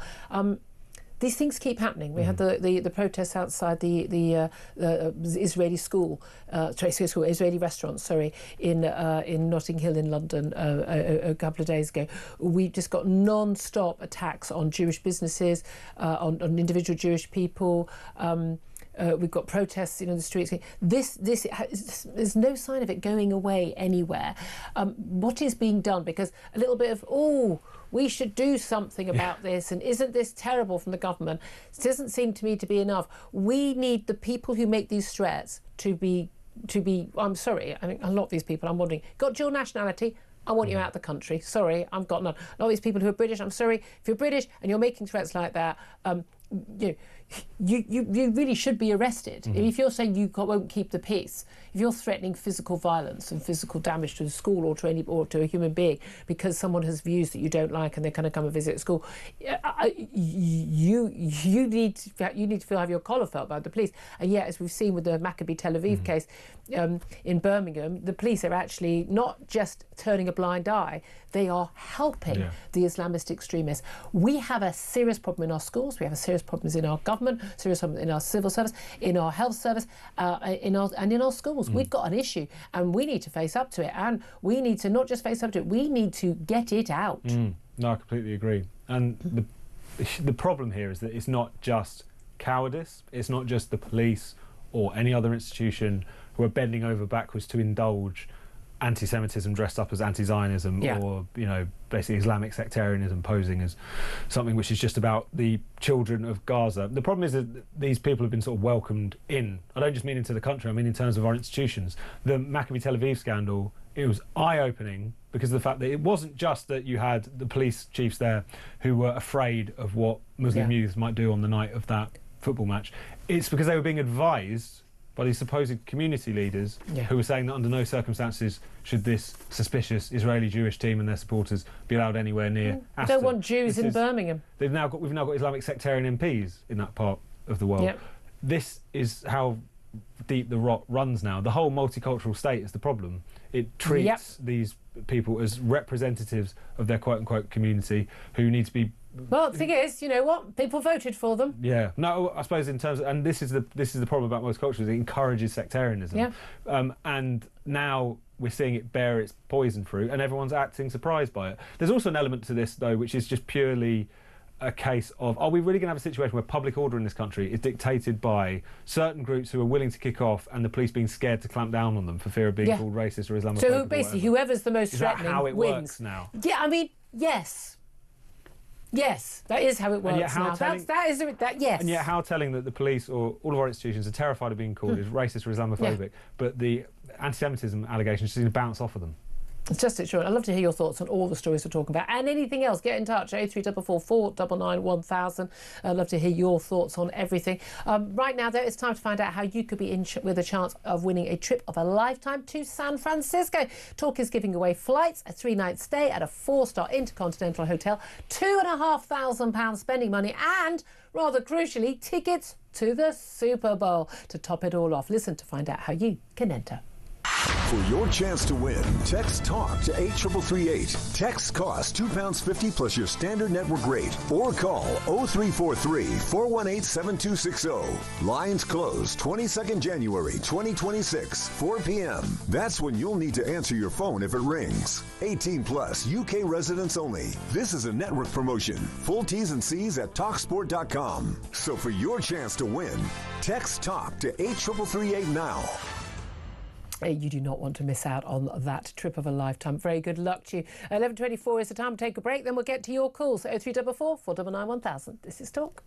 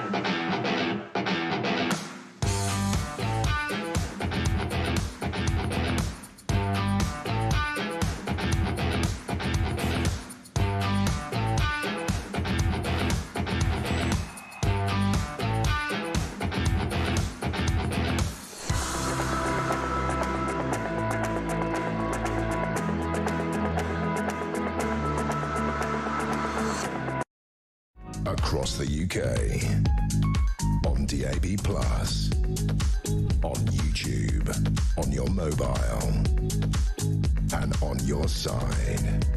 This is Talk. Good morning, welcome back to the show. 11:27 is the time. Let's get straight to your calls. Ashley's on the line. He's in London. And Ashley, you want to talk about the extraordinary situation of the Jewish MP Damien Egan being banned from a school visit in his Bristol constituency. Why? Because he's a Zionist Jew. Morning, Julia. Morning. Yeah, I mean, it's every day that goes by doesn't surprise me. I mean, us Jewish community, we can see, and I'm sure like you can, is that there's been this influence into this country for many years, money Qatari, money into the university, re-educating people to a narrative. Oh, Ashley, this is a really bad fuzzy line. Can you do the usual high-tech thing of stepping to one side? I'm amazed how often it works. Is that better? Not much. Can I go to another call and then I will come back to you. I promise you. We'll try and get on a better line. But I really want to get back to that call. Tim is in Worthing, and Tim, you want to talk about Nadeem Zahawi, who haven't touched on this half hour yet, defecting to Reform from the Tory party. Do you think it's a good thing or a bad thing? Yeah, hi Julia. Hello. I actually think it's a bad thing. I am a Reform member. Yeah. I think Reform was our only hope for the future of all the other things we've discussed this morning. Yeah. Life is depressing at the moment for me. At my age, I've worked hard all my life, and I've seen my country end up where we are today. Yeah. I think Nadeem Zahawi, bad choice. If it's true about the stories about him wanting a peerage from the Tories, yeah. Didn't get it, and now he's come to Reform. I'd just like to remind people, I was listening to Dr. Claire Craig earlier this morning, and she pointed out it was Zahawi who was behind the no jab, no job kind of policy thinking. I don't think it was him originally, because he was part of the vaccine rollout, and look, at the end of the day, I did support the vaccine at the time. We were told a lot of lies about it, never vaccine passports, and he did say that it wouldn't be the vaccine passport, and then he reneged on it. But that wasn't him pushing it, although he didn't stand up against it, and I think that is different. You have to be quite careful with Claire Craig, because unfortunately she does sometimes struggle with some facts I have found over the years. Oh, does she? Yes. Oh, interesting Yes. to hear you Hi, say Claire, that. if you're going to see this clip, but yes. Well, then I'll have to retract that little part of it. But he didn't stand up on it, and people like Lord Frost, who was in the cabinet, he said, "That's it. No, it's a step too far. I'm resigning from the government." Yeah. And it was interesting to see Nadeem Zahawi at the press conference recently. Just came across as a little bit arrogant in the way he dealt with one journalist when he asked a question. Yeah. I would have rather have seen. I'm sure there's some better backbench MPs in the Tory party who sit on the right side of the party. Who may, well, of course, they've still got a job with it. Now, again, Nadeem Zahawi is a self-made millionaire. He doesn't need a job. He's no longer an MP. Yeah. He may well want a peerage from, everyone's obsessed with getting peerages these days, it has to be said. But what about the fact that he has got experience of government at the highest level? He does know how things work in government. He's very successful businessman, and he's got a lot of nous. He's a very, very sharp cookie, is Nadeem. Do you think that would be useful for Reform? So even if you don't trust him personally, actually he's got something to offer. Well, yes, he has got something to offer. Absolutely, and I'm sure that's why Nigel has brought him across. Yeah, it is difficult for Nigel Farage. He's having to tread a fine line between, kind of maintaining this momentum forward for Reform. Yeah. I would personally like to see much more cooperation between the Tories and Reform. Interesting. Actually, because, there's some good people, there's good people on all sides of the house. I'm with you. Listen, I'm absolutely convinced that they will absolutely work together at the end when seeing where the polls are at the end, and certainly after an election. No one says they'll go into coalition. They will go into coalition if they need to form a government. I've got no doubt at all about that. Tim, great call. Thank you very much. I think you're expressing the views of a lot of Reform Party members there. And let's go back to Ashley. I think we've got you on a better line in London, talking about the just outrageous treatment of that Jewish MP not able to go to that school in Bristol. What do you want to say, Ashley? Yeah, morning. Sorry That's about that. Better. Hopefully better now.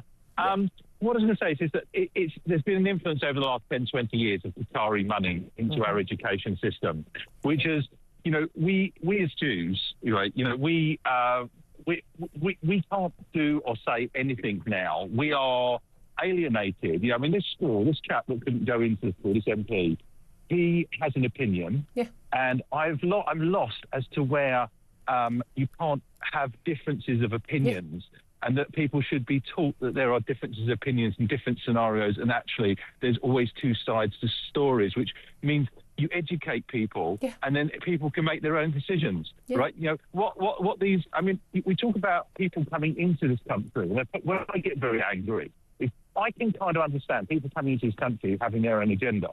What I struggle greatly is your typical British person that's probably, or Welsh person in this case, in the school, who's a teacher who wants to put a keffiyeh on and stand there and protest for Palestine in front of children to teach them that this is the right way, and that person, that Jew over there, is a liar, telling lies. He supports genocide. He supports. You can't, and this is what we're coming up against. And unless the government crack down on this to say to these unions and say, guys, you have got to stop this now, or we're going to deal with it. In the next generation, I mean, us Jews. It's hard enough as it is. Like in 10 years' time, I worry genuinely about my kids and, please God, my grandkids. I do. What are they going to... I don't think it's even 10 years' time. I think this is happening at such a rate, and people are feeling they can get away with it. Why are they feeling that? Because they are getting away with it, and the police are letting them getting away with it, and the politicians are as well. I think it's absolutely terrifying. We are in the 1930s. We ain't in the early 1930s right now. We're in the late 1930s, both internationally and domestically, and we need to deal with it. And here's the thing. All these people pushing for, and it's going to happen, the next general election, 16-year-olds to have the vote. Do you want a 16-year-old who's been educated in that school to have the vote and be basically who's just been told what they've been told? I don't want to know. I don't know what my teachers' political views are. My kid. I don't want to know what my doctor's political views are. My dentist's political views. I don't want to know my tube driver's political views are. It's utterly irrelevant unless they're engaging in social, debate on social media. That's fine. If you're in your workplace, if your job is not to give your political opinions, then shut the hell up, would be my view. I think it's just extraordinary. Ashley, thank you for that. I'm really glad we got you back on. 11:34 is the time. We're going to take a quick break. Going to talk to the brilliant Andrew Fox about all things domestic and international in relation to, our military, our values, and what on earth is going on in the world. This is Talk.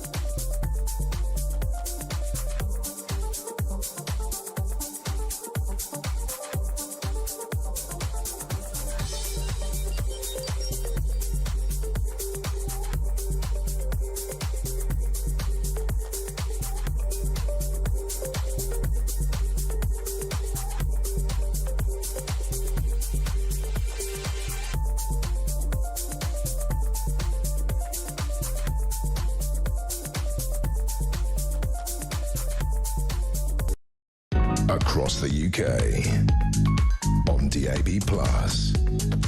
on YouTube, on your mobile, and on your side. This is Talk. Good morning, welcome back to the show. 11:37 is the time. Let's talk to Andrew Fox. He's defence and Middle East expert. He's also a research fellow at Henry Jackson Society. A very good morning to you, Andrew. Good morning, Julia. How are you? Thank you very well indeed. Thank you so much for joining us. Can I just ask you, and I wasn't going to talk to you about this originally, but can I just ask you about Iran right now? Because Donald Trump said that he was going to, take action. He wasn't going to allow the Tehran regime to basically just randomly just shoot, people, protesters on the streets. They are doing that. We think now in the thousands have now been killed. People are being executed who've been arrested, and we haven't seen any action yet, other than this sort of 25% tariff on countries doing business with Iran, which doesn't really touch the size, does it? Should Donald Trump act, and if so, what should he do? Well, I think the most important thing is that Donald Trump shouldn't make promises that he's not going to keep. Exactly. People undoubtedly went out on the streets in greater numbers because Mr. Trump said that the US Air Force was locked and loaded, and that he would bring hell on the Iranian regime if they opened fire on civilians. And nearly a week later, we now see as many as 12,000 dead. Between 7,000 and 12,000 are the numbers. Obviously, it's very difficult to track casualties in a war zone unless you're Hamas. But the fact is that people are now dying. Mr. Trump made promises that he simply hasn't kept. And even if he does keep them now, it's probably too late. The other part of this answer, I think, needs to be acknowledging the challenge of actually where to strike and at what scale to strike. The Republican Guard in Iran are very spread out. They've got 11 different headquarters and then a bunch of subordinate headquarters beneath them. Where you actually strike and where airstrikes will have the most effect is very difficult. Yeah. But Mr. Trump considered none of this before he made his promises. So at the moment, it's not looking like America is being a particularly reliable partner. Well, indeed, this thing in the Middle East, if you're going to make the threats, you've got to back them up. We saw what happened to America's power and to America's reputation after Obama said, my red line, if Assad uses chemical weapons on the Syrians, this is a red line in the sand. Well, he did, and he did absolutely nothing. And it really undermines American and I think Western authority if they make threats and then don't do anything about it. Yeah, I fully agree. And, there is a strategic balance to make here and there's important military decisions to make. But it really doesn't help to have a president who just shoots from the hip like that and who seems to be making it up as he goes along at the moment. First of all, we're talking about airstrikes. Then we're talking about tariffs.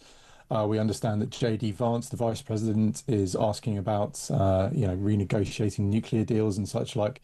None of this is accountability for thousands of people who've been mowed down using automatic weapons by the Republican Guard and the besieged militias. It's absolutely extraordinary, isn't it? Let's talk about our own military here, because lots of talk about whether we should get involved, whether it's in dealing with, the Russian sort of shadow fleet of tankers carrying oil. Of course, that axis of evil, Russia, China, Iran, Venezuela, North Korea and all that, and whether or not we should possibly get involved in helping to secure Greenland or indeed boots on the ground in Ukraine. I mean, goodness me, we're going to be everywhere all over the globe, are we not? And yet, yesterday we had Air Chief Marshal Sir Richard Knighton.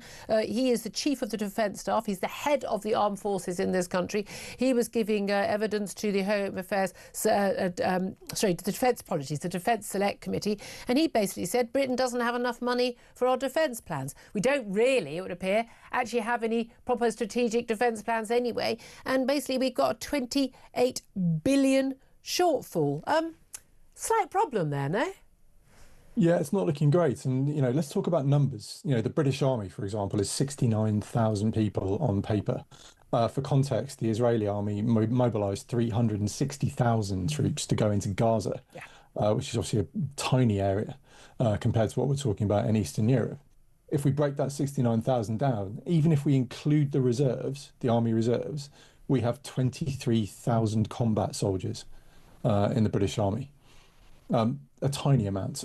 And every number that Mr. Starmer throws out, or Sir Keir, I should say, every number he throws out, you have to double that, because if you're going to put an enduring commitment on the ground, you need to have another commitment behind them to come in and replace them in due course. Yeah. So if you commit 3,000 troops, you actually need 6,000 as a minimum. So if we look at what Mr. Starmer was talking about in Ukraine and Greenland, that's basically our entire deployable land force committed to 2 enduring ground holding operations, which really is not sustainable at all. The British Army is already burning red hot. And when I speak to my former officer cadets from when I was an instructor at Sandhurst, and bearing in mind that I commissioned into the Afghanistan-Iraq era and we were very busy, compared to then, these guys are burning red hot. Yeah. They are so busy right now. They are already overcommitted. and then to try and put these two enduring commitments on top of that just is simply not sustainable as things stand. And this, I mean, we're talking the talk, and we want to be a big player. And, you know, people say, "Oh, Keir Starmer, are you going to get involved in this? Is Britain going to get involved in that?" And there are some things I think we should be willing to get involved in, including boots on the ground, only in peacetime, if their peace deal was agreed in Ukraine to protect protecting Europe's borders, as far as I'm concerned.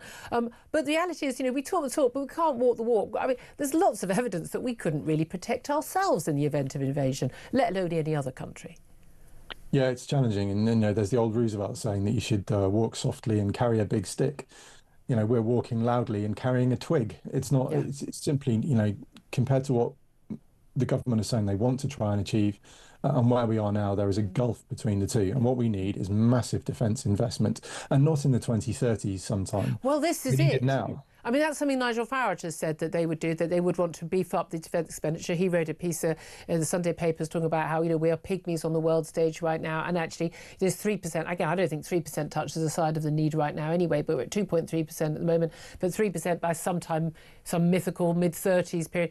We need to be at that today, right now, and we need to stop the whole accounting nonsense of money that's going to go to the Chagos Islands, to Mauritius for handing them. I still can't work out why we're paying them for the Chagos Islands, and money for veterans and things. The only money we should count as defence should be money that actually helps us defend our nation. That's the only thing that should count, and we are well below that. We are, and if we look at the sleight of hand George Osborne played when he was bringing in his austerity budget, you know, there was, yes, we kept at 2% GDP, but that's only after huge cuts and incorporating the nuclear budget into the defence budget, which is never was before. Yeah. And pensions were also brought into the defence budget. That kept us at 2%. In real terms, we were way below that with significant cuts. Yeah. And there's no quick fix, unfortunately. You can't just magic tanks out of nowhere. Yeah. You know, it's taken us nearly, was it 10 years to procure the Ajax tank, which is completely unfit for purpose. Brilliant. That's the procurement timeline. Is there an argument also, can we stop trying to buy things, oh no, we're going to have something completely different? Can we buy stuff off the shelf that we know already works? Potentially. I mean, it does create a reliance on America, which is looking kind of well, then maybe we should have some factories here and make some stuff here then. Like we used to. I mean, that would be the correct answer. But, you know, if we look at Poland, they've spent a huge proportion of GDP on defence compared to us, and they now have probably the most preeminent army in Europe. Yeah. And it turns out that having Russia on your border focuses the mind somewhat. Yeah. So it's achievable. It just needs the political will and the money to do it. Can I ask you about something else, more domestic affairs than international and defence affairs? Because you've been very prominent on the issue of the Maccabi Tel Aviv fan ban last November, that match against Aston Villa in Birmingham. So much more has emerged, and we're expecting a call this week from the Home Affairs Select Committee, cross-party committee, after taking evidence a couple of times from Craig Guildford, the West Midlands Chief Constable, and others, basically say he's got to go because this guy has repeatedly lied, and then lied about the lying and the cover-up about why they decided to ban fans. It is now beyond any doubt of anybody who's paying any attention that the Birmingham police banned Israeli Jewish fans from attending because basically local Islamist extremists said, we're going to create violence on the streets if you don't ban them, and you're going to do our bidding. That is quite clearly now what happened, and then they lied about it. What do we do about that? Yeah, and of course they lied and concealed the threat. They misdirected as to where the actual threat of violence was on the night. And who was likely to be the victim? Yeah, who was the victim, and also they used evidence that we know came from the Hind Rajab Foundation, which has clear links to Hezbollah. You know, this is a truly sordid tale that we've uncovered here, and from my perspective, there needs to be sackings. There has to be some accountability for this. And as Nick Timothy has said repeatedly, and I praise Nick for the work he's done on this, he and Lord Ian Austin really have led the charge. You know, who runs Britain? Yeah. Who runs Britain? Who runs our communities? You know, are our police forces policing without fear or favour? Or are they kowtowing to extremist minorities? And in the case of West Midlands Police and Aston Villa, it certainly looks like the latter. Yeah, absolutely. Andrew Fox, always a good to talk to you. Thank you so much, Defence Middle East expert there, Andrew Fox. Tom Slater, listening to all of that, can we come back to the defence issue? And he's like, because again, our prime ministers across the board, and Boris Johnson did this, he was leading the way on Ukraine. I mean, everyone, they love talking the talk, and prime ministers of every political hue love pouncing around on the world stage and those red carpets and getting out of helicopters and talking military people, and they all they all sort of pick themselves up a little bit taller, and they start being all the bravado. But at the end of the day, we can't defend ourselves. We are not spending enough and doing enough and getting enough hardware and training enough men and women to fight to defend our own country, let alone basically try and put our weight around on the rest of the world. What should we do about that? That is the uncomfortable truth under all of our kind of foreign policy pronouncements that we hear from Downing Street. They can go and team up with Emmanuel Macron and say that we are going to be this coalition of the willing to support Ukraine. You know, the British Armed Forces is basically 6 blokes in a packet of quavers at this point. Everyone knows that. The Russians know that. The Ukrainians know that, I dare say. So it's one of those things where the rhetoric never really actually matches up to the actual commitment. And I think kind of regardless of whether or not you think the UK should be involved in other parts of the world or not, it's clear that just national defence has been something that's been allowed to wither on the vine. And kind of, funnily enough, it's also been kind of part and parcel of our membership of NATO as well. It's kind of infantilised a lot of Western European nations who, because the prospect of conflict, particularly on their own turf, has seemed such a distant prospect. No, but also quite happy not to spend money on defence and let America do it, and then complain when America say, actually, we think you should defend yourselves as well. Exactly. It's one of those things where Trump has been very useful insofar as kind of just making states recognise that they cannot just carry on like this forever. Absolutely. Thank you so much, Tom Slater. I'd love to hear your thoughts on all of that. 0344 499 1000. Don't forget to get more of your calls in the next half hour. Up next, delighted to get the Centre for Migration Control's Robert Bates in the studio. He's going to talk about how we are going to solve the illegal immigration and the small boats crisis. The government has finally got a proper plan. It involves a new TikTok account. So this one is definitely going to work. This is Talk.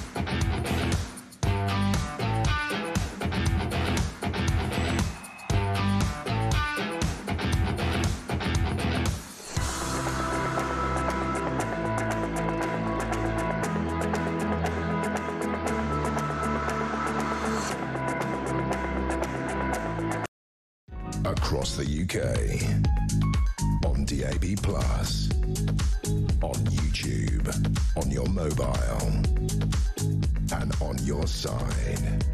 This is Talk. Good morning, welcome back to the show. 11:52 is the time. Tom Slater's still with me in the studio. Robert Bates has joined us now. He's Research Director at the Centre for Migration Control. A very good morning to you. And to you, morning. Thank you so much for joining us. You're here to tell us how we are going to stop the boats, we are going to smash the gangs. It's all sorted now because Keir Starmer has come up with a brilliant new wheeze, and this is how we're going to do it. There's a new TikTok account on border security, and that is going to basically stop all the boats. I know there may be some cynics among my audience who might think that actually a TikTok account isn't going to be enough to stop the tens of thousands of young men coming over on those boats every day. Do you think it'll work, Robert? No, I don't at all. He seems to be obsessed. No, we'll move on. No. He seems to be obsessed with TikTok at the moment, Keir Starmer does. Like of course, it. he set up his personal Loves one. TikTok. And this TikTok account, I mean, it's been launched for a day or so. 324 followers, so clearly reaching a wide audience already. But I just think these individuals, are we seriously thinking they're going to have spent thousands of pounds getting to northern France? They're going to be sitting there in a tent, scrolling on their phones, and they're going to see one video cobbled together by the Home Office and go, no, you're right, absolutely not worth my effort making the crossing. And the idea is this, was it called UK Border Control or something of that ilk? And basically, I mean, don't bother looking for it, people, seriously. It's hard to find, it's so small. But basically, and you should be on TikTok anyway. Although I'm very big on TikTok.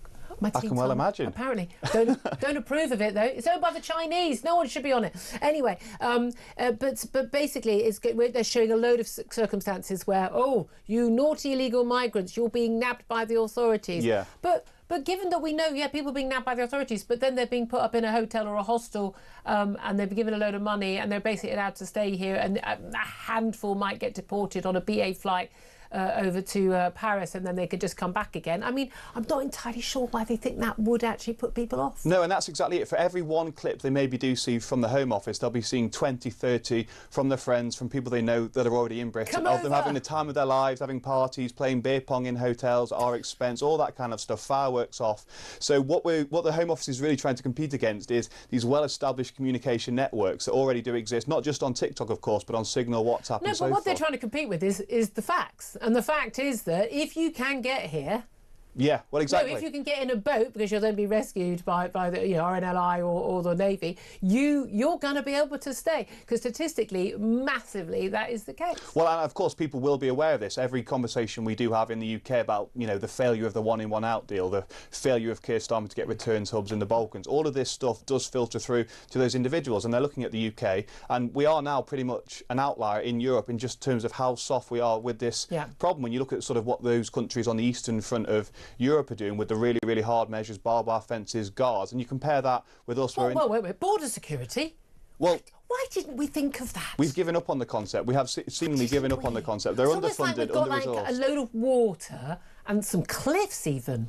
You'd think, wouldn't you? Well, you would hope so. It is a natural barrier, and it has been very, very successful over the last 1,000 or so years of keeping people out of the country. But it seems to be, the modern state, the most sophisticated state this country's allegedly ever seen, is unable to keep people on small dinghies from coming out of the country. I love that. We're going to take on this sort of shadow Russian oil tanker fleet, but with the SBS. Could we send the SBS over to deal with these guys in these dinghies? It is extraordinary. I mean, it's laughable. All of these measures, the one-in, one-out little exchange programme was laughable. Everything's been laughable. And we know yet again, the government they always try and cover some big news, but their latest is more than 12,000 illegal workers have been detained in Labour's first 18 months. And they go, isn't this brilliant? Well, just 12,000. I mean, I'm sorry, that's a tiny fraction of the people who are here. There's probably more than 1 million plus people here. I mean, I think the million plus, which is a conservative figure with a small c, but actually only 1 in 7 actually get deported. So someone reports their local nail bar or their local, hand washing car wash or something,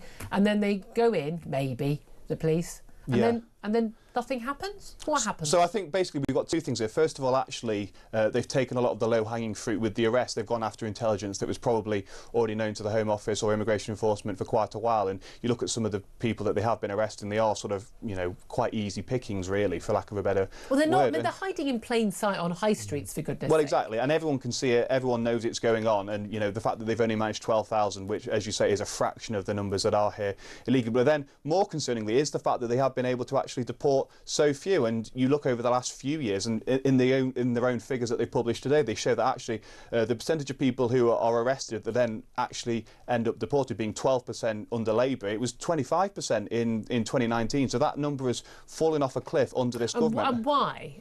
So once an individual's in detention facilities, they have all kinds of rights for judicial reviews of their potential deportation. They have round-the-clock, taxpayer-funded sort of legal advice and welfare support and stuff, and that just allows them to gum up their removal. And if they're in a detention facility for a certain period of time, then actually we basically just have to throw our hands up and go, you know what, we can't really get rid of you, so out you go again. And this is the real problem. Sorry, I'm just going to bang my head on the table a few times. It's hopeless. It is so.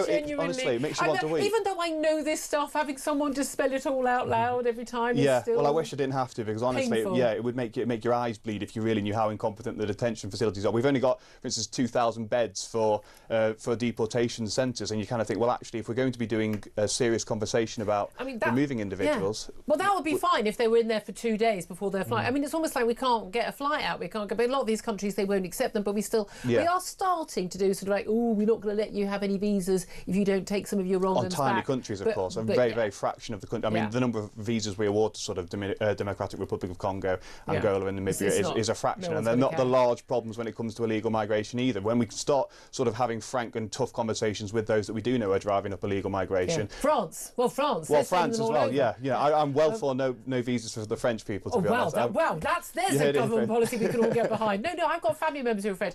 Tom Slater, listening to all of this. Well, it's just of a piece with what I call like migration control theatre, which they seem to be engaged in. They can pluck some numbers which sound very impressive. I mean, the arrest figures, they said it was the highest number on record since 2019 when records began. So I think any time you see that, you should probably dispense with that. It's clear to anyone who's looked at this issue for about 5 minutes that the problem here is the law and political will. You need to get us out of the political ECHR. will to change the law. You need to repeal the Human Rights Act. You need to take us out of deal with it. Again, various UN put me in charge. I will deal with it. I promise you. It's not a PR exercise or a TikTok. Yeah, I'm sorry. Obviously. Wanting border controls is not a far-right viewpoint. Robert Bates, you do such fantastic stuff on this. Keep up the good work. Thank you very much. Goodness me, it's a long time since someone's maybe banged my head on the table. Thank you very much, Robert Bates, Research Director at the Centre for Migration Control. More from Tom Slater coming up. Lots more top guests. Going to be talking to Sir Ian Duncan Smith, among those, in the next hour or so. This is Talk. We are the home of common sense.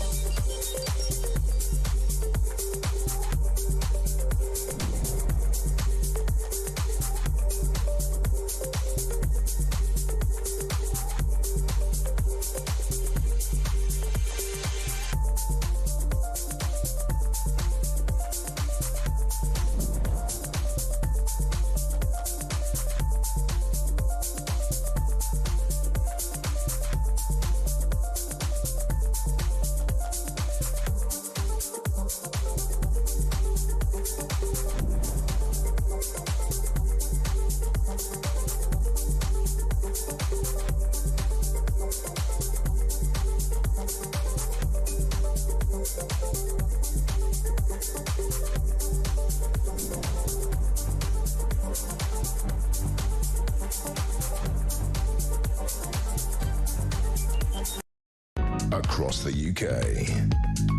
On DAB+, on YouTube, on your mobile, and on your side. This is Talk.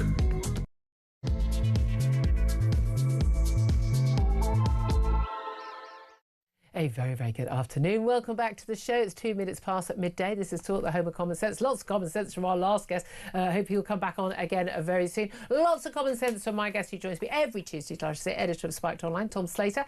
Thank you very much for staying with us for the next hour. I'm with you all the way until 1 o'clock, along with Tom. And whether you are listening on DAB Plus Radio or on your smart speaker, watching on YouTube or your connected device, thank you as well for joining us. Thank you also for getting in touch with us.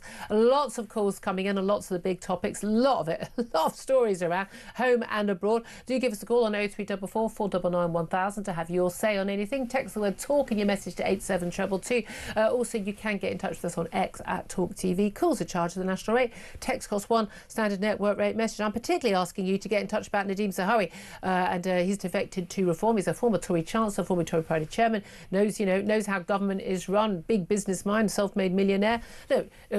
Lost his last job in government under questionable circumstances over an investigation by HMRC into his business tax affairs. But, is that a good thing for reform or not? Interestingly, very, very different views coming in from people who are reform supporters this morning. I'd love to hear your thoughts. 0344 499 1000. Also want to hear your thoughts about whether or not Britain, America, whoever should be acting to help the Iranian protests. Hundreds more have been killed by the Tehran regime. Those are the ones we know for sure about. Body bags have been seen. It is believed to be in the thousands that people have been killed now.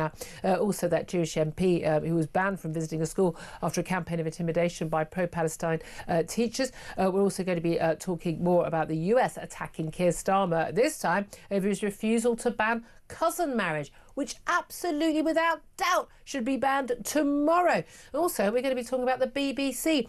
Today, they're in court in Florida, hoping to throw out Donald Trump's, they often talk about it being a $5 billion. It's actually in total a $10 billion defamation suit over that edited Panorama programme involving, splicing together two parts of his speech to completely and utterly basically twist what he had to say on the day of those January 6 riots. But will they be able to throw that lawsuit out of court? Well, we'll talk about that a little later with a top lawyer. Lots more to talk about today. I say do get in touch on all the different topics, but I mean, Tom Slater, just briefly though, first, it is extraordinary, isn't it, how much we keep coming back to defence stories, we keep coming in lack of ability to defend ourselves, we keep coming back to censorship stories, talk about possible censorship, and we keep coming back to anti-Semitism stories, and we keep coming back to unlimited illegal immigration stories. I mean, these seem to be the theme of the last year in terms of the stories again and again and again, and these all seem to be topics which this government, these authorities seem to be utterly incapable and unwilling to do anything about. And I think that's very well put, and it underlines the problem for this government, which is that they keep trying to kind of set a different sort of narrative, that brighter times are ahead, that we're about to turn the corner, trying to make it about the cost of living, even though on that front things are still not terribly bright for most people. I think you'll find when the Prime Minister, even when he's abroad, his entire concern is about the British cost of living. Exactly. That's thinking about those frozen rail fares the entire time whilst he's at some sort of diplomatic shindig. But no, it's this is the issue. The big questions which confront us, politically speaking, at the moment, are ones that the Labour Party either doesn't have an answer for or has a terrible answer for. So the issue of illegal migration, this is something which has roiled the country, which has roiled the population, particularly over the course of the past 18 months. And yet, what do they have? A TikTok account, some PR speeches where they try and sound quite punchy about this and apologise for doing so later. It's obviously not going to work. And then you look at the kind of broader questions around the culture war, which is still haven't gone away as much as Keir Starmer hoped that they would. And Labour at best looks limp, and at worst clearly still pushing identity politics, gender politics, censorship, what have you. So it's a reminder that this government is it's kind of come around at precisely the wrong time. To the extent it ever could enjoy some level of greater popular support, I'm not sure, because it's just so useless on a kind of fundamental level. But it does not have the measure of the times at all. On any of these questions. No, exactly. They are not the people to take us through these difficult times, certainly not. Well, one person I know I would definitely agree with you on a lot of that is Sir Ian Duncan-Smith, my next MP, Conservative MP, former Conservative Party leader, who joins us once again to give his tuppence worth on all of the big stories at home and abroad. Good afternoon to you, Sir Ian. Julia, good afternoon. Thank you very much for joining us. Gosh, I mean, where do we even start? Should we start abroad, first of all? You've written a piece for The Telegraph about how Britain must do more to take on the Ayatollah's enforcers with this crackdown on these Iranian protesters. What role should Britain play? What role should America and Britain both play, or any other country? And what role can we play when, by the way, we've just been told by the head of the armed forces we basically don't really have any defences?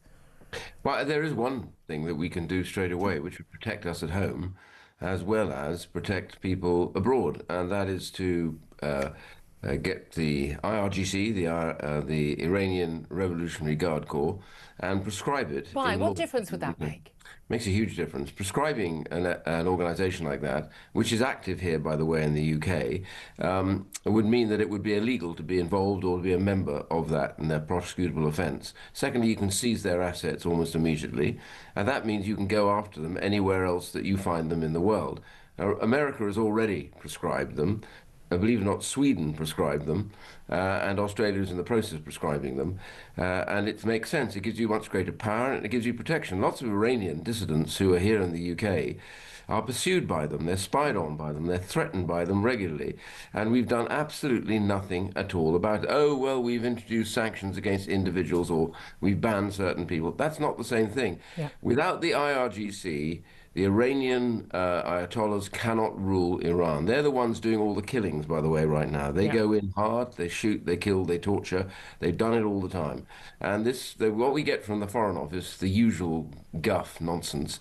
Oh, well, if we do this, we'll lose diplomatic influence. In what world did they ever have diplomatic, excuse my language, influence with Iran?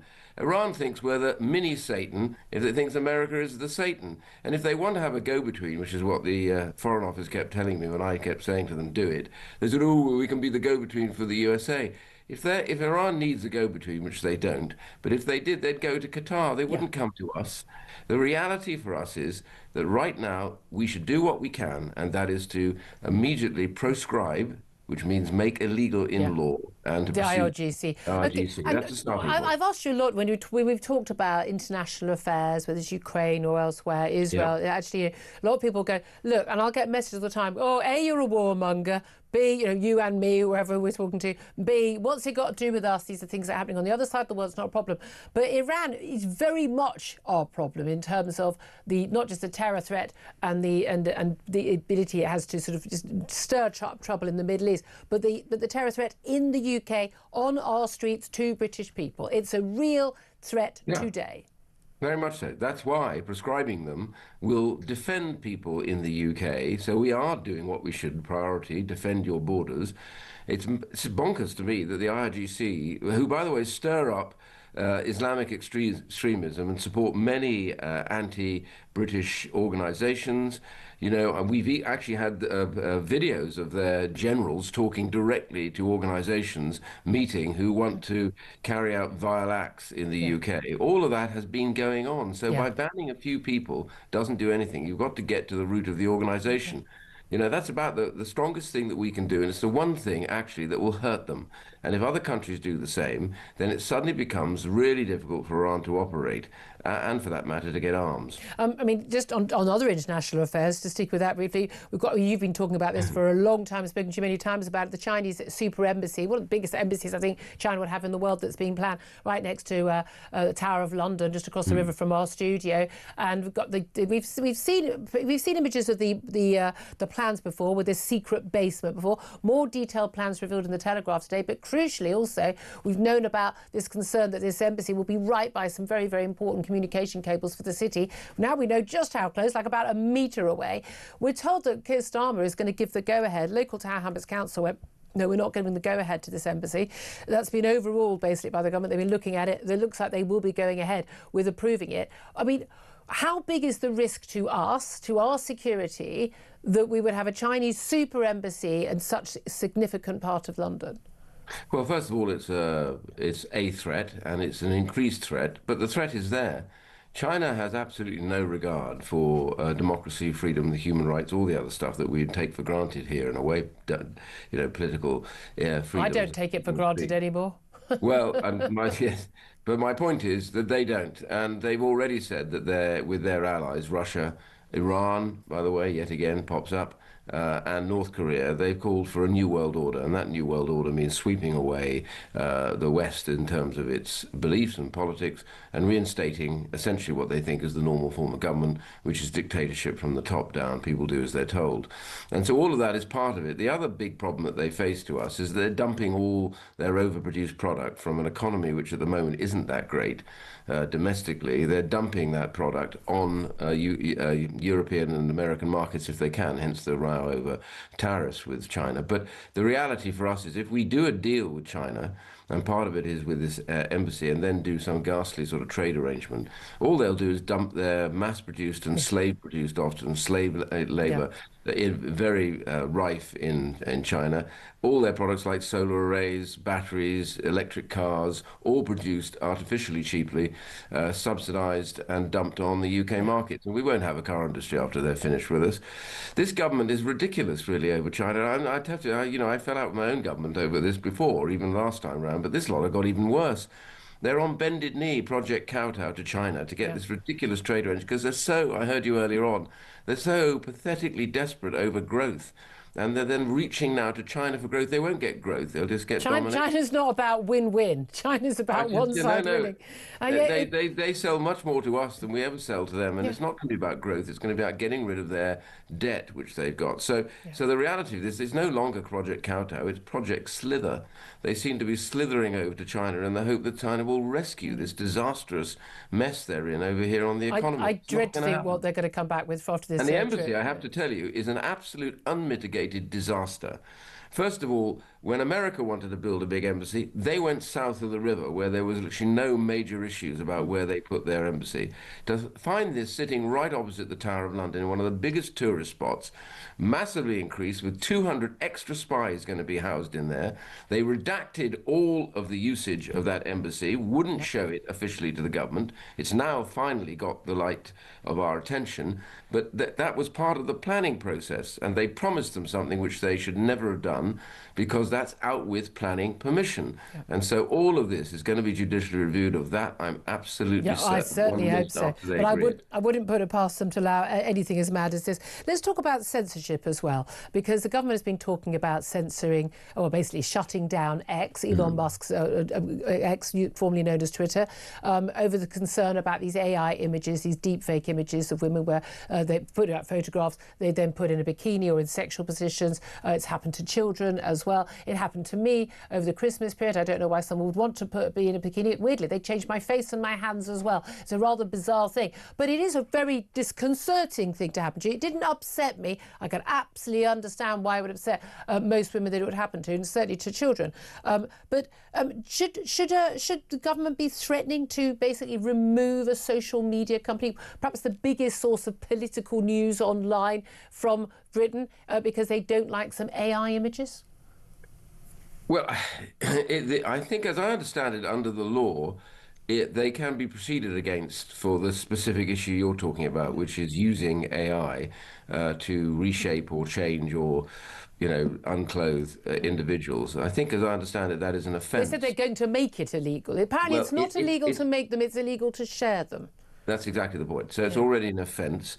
The part of it is, and by all means, what they're talking about now, I think, is asking AI to do that job is what they want to get to. I think in the world that we have at the moment, it gets more and more difficult as more of these media internet companies get going and expand. It's going to be a very difficult issue to do it in one country when it's available elsewhere as well, which is half of the problem now. It's not like the old days of newspapers, where a newspaper could be stopped or blocked. But these big companies, they do know how to do. They do know how to stop. People can use their VPN. They could do it tomorrow. Exactly, they do know how to do it. I don't consider someone's freedom of speech to be in any way curtailed by their inability to put a random woman in a bikini. Elon Musk always throws that one at you. It's not, the answer is that's not freedom of speech. That's an attempt to misuse somebody else's rights, which is their rights of privacy, and I think that is critical. So defending that, I'm all in favour of. But what I think we've got to do here right now is try and get other countries and ourselves to accept to do these sort of things together, which is to say protect individual freedoms and rights, is actually the opposite of what Musk is arguing about over this. Yeah, indeed. Can I also ask you about this Jewish MP, is a Labour MP who has been basically, I mean, it's extraordinary, banned from going, is it Bristol MP, Damien Egan, banned from visiting a school in his own constituency in Bristol because basically pro-Palestinian teachers and activists kicked up, said they were going to wear keffiyehs. Some of the parents said they would not, and basically chant their slogans, and that there was going to be trouble. And the school decided, for sort of security and safety reasons, they would not allow the MP to visit because he is Jewish and he is a Zionist. He supports Israel, as the vast majority of Jews in this country do, as indeed the majority of people in this country do.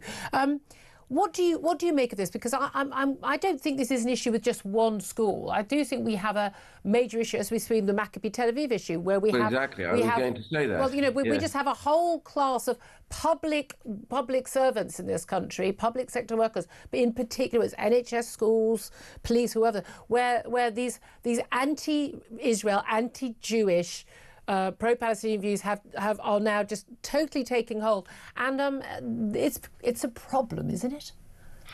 Well, it's a problem for officialdom. It's not a problem, I think, for ordinary people who don't like any of this nonsense. No.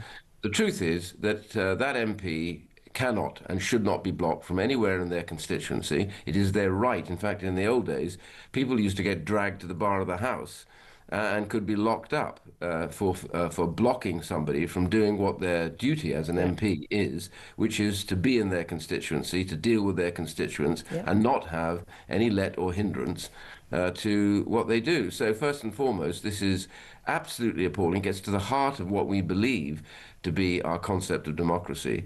The trouble is that I find this time and time again. What's happened is I think so many of these organizations are just terribly led. Yeah. They're led by people who have no courage and who have no concept of leadership. You know, I served many years ago in the army, and I have to tell you, in the army, you drill down onto the idea that leadership means putting yourself last, but always making sure the decisions you take can be supported and backed up. And you protect each individual soldier, and the same goes for society. The job of everybody, from head teachers through to police chiefs, etc., is never just to give in to those who threaten them, but to stand up for the rights of those that they have charge for.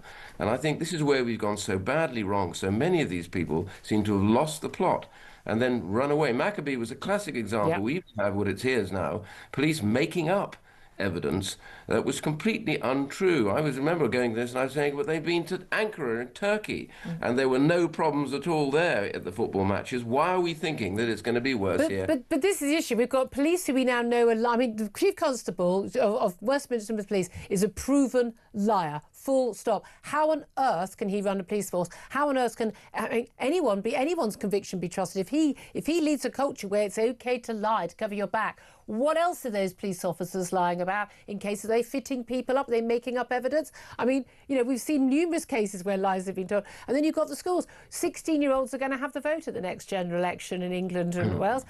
Those 16-year-olds are being taught by teachers who think in some cases it's unacceptable for someone to be Jewish and pro-Israel to be allowed to visit their school. I'm frankly, I'm not going to, I use this word advisedly, I'm terrified right now of what's going on. Well, I'm appalled because what we have is we have a country which you say is free, where freedom of speech exists, where people can visit schools, obviously, where their backgrounds are checked or something in some respect with regards to safeguarding. But apart from that, they have every right to visit, and an MP does too.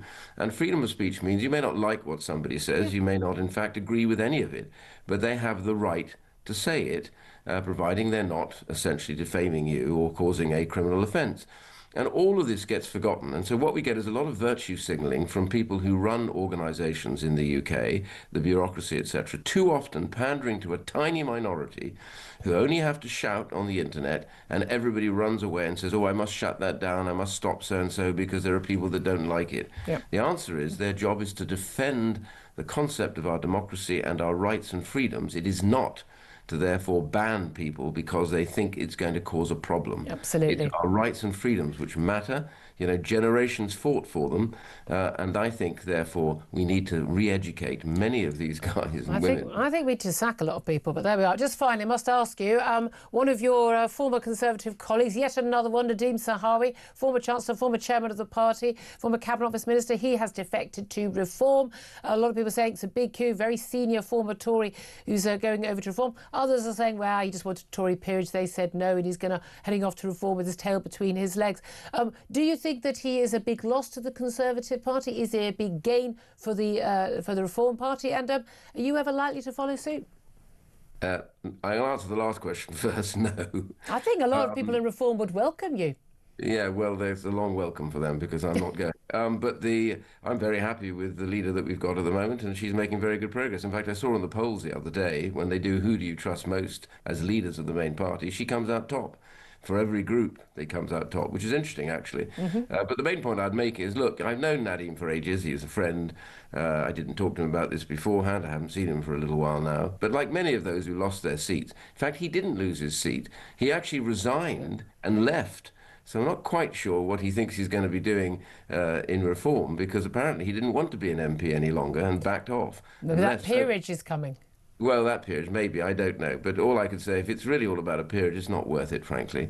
Okay. And I say simply to those who are thinking about it, I think very carefully what you want to do. It's your responsibility if you want to do it, but there are plenty of good people kicking around, and I'm sure we're very spoilt for choice for people that we know could do a very good job. Sir Ian, always good to talk to you. Douglas Smith, former Conservative Party leader, thank you very much. 12:23 is time. We're going to take a quick break. We're going to hear more from Tom Slater. We're going to hear from you as well on various different topics. Hold on, hold your hats, because Georgina in London is on the line. We'll be hearing from her. The number to call is 0344 499 1000. This is Talk.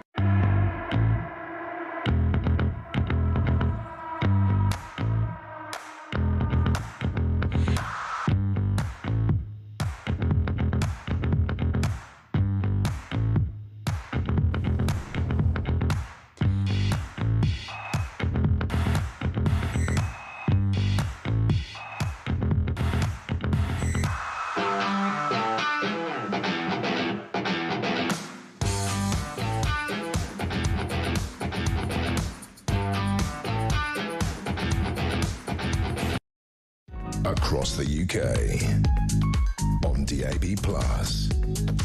on YouTube, on your mobile, and on your side. This is Talk. Good afternoon. Welcome back to the show. 12:26 is time. Let's get a quick word from Tom Slater, editor of Spiked Online, about Sir Ian Duncan Smith. What he had to say. That he was a bit bit caustic about Nadeem Zahawi. He's certainly not going to go. I tell you what, I reckon an awful lot of people in Reform would be quite happy to have someone like Ian Duncan-Smith move over to Reform, because he's actually been on the right side of a lot of major debates, speaking up and very critical of the last Conservative government, as opposed to serving in the last Conservative government. And he is clearly has no intention of making that move over from the indication he gave you there. Very straight answer to a straight question.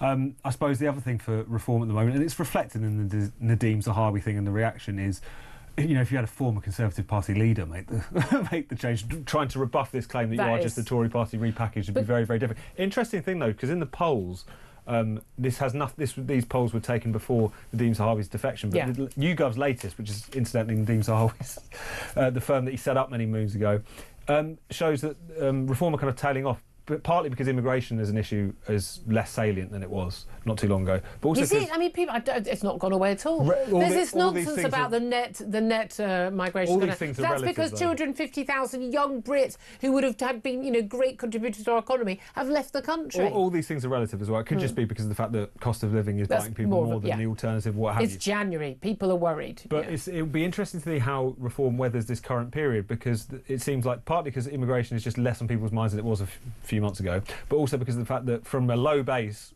admittedly, the Tories seem to be starting to make a very small, Kevin very Badenoch is marginal out and about more. climate. Yes, so it's how they negotiate this is going to be interesting. And also, I think when you see polling numbers like that, the discussions around should there be some sort of pact, either formal or informal, will start to heat up. So we might be talking less about defections and more about cooperation. I don't have a shadow of a doubt in my mind. I think that if they actually had a pact before an election, it would harm both parties.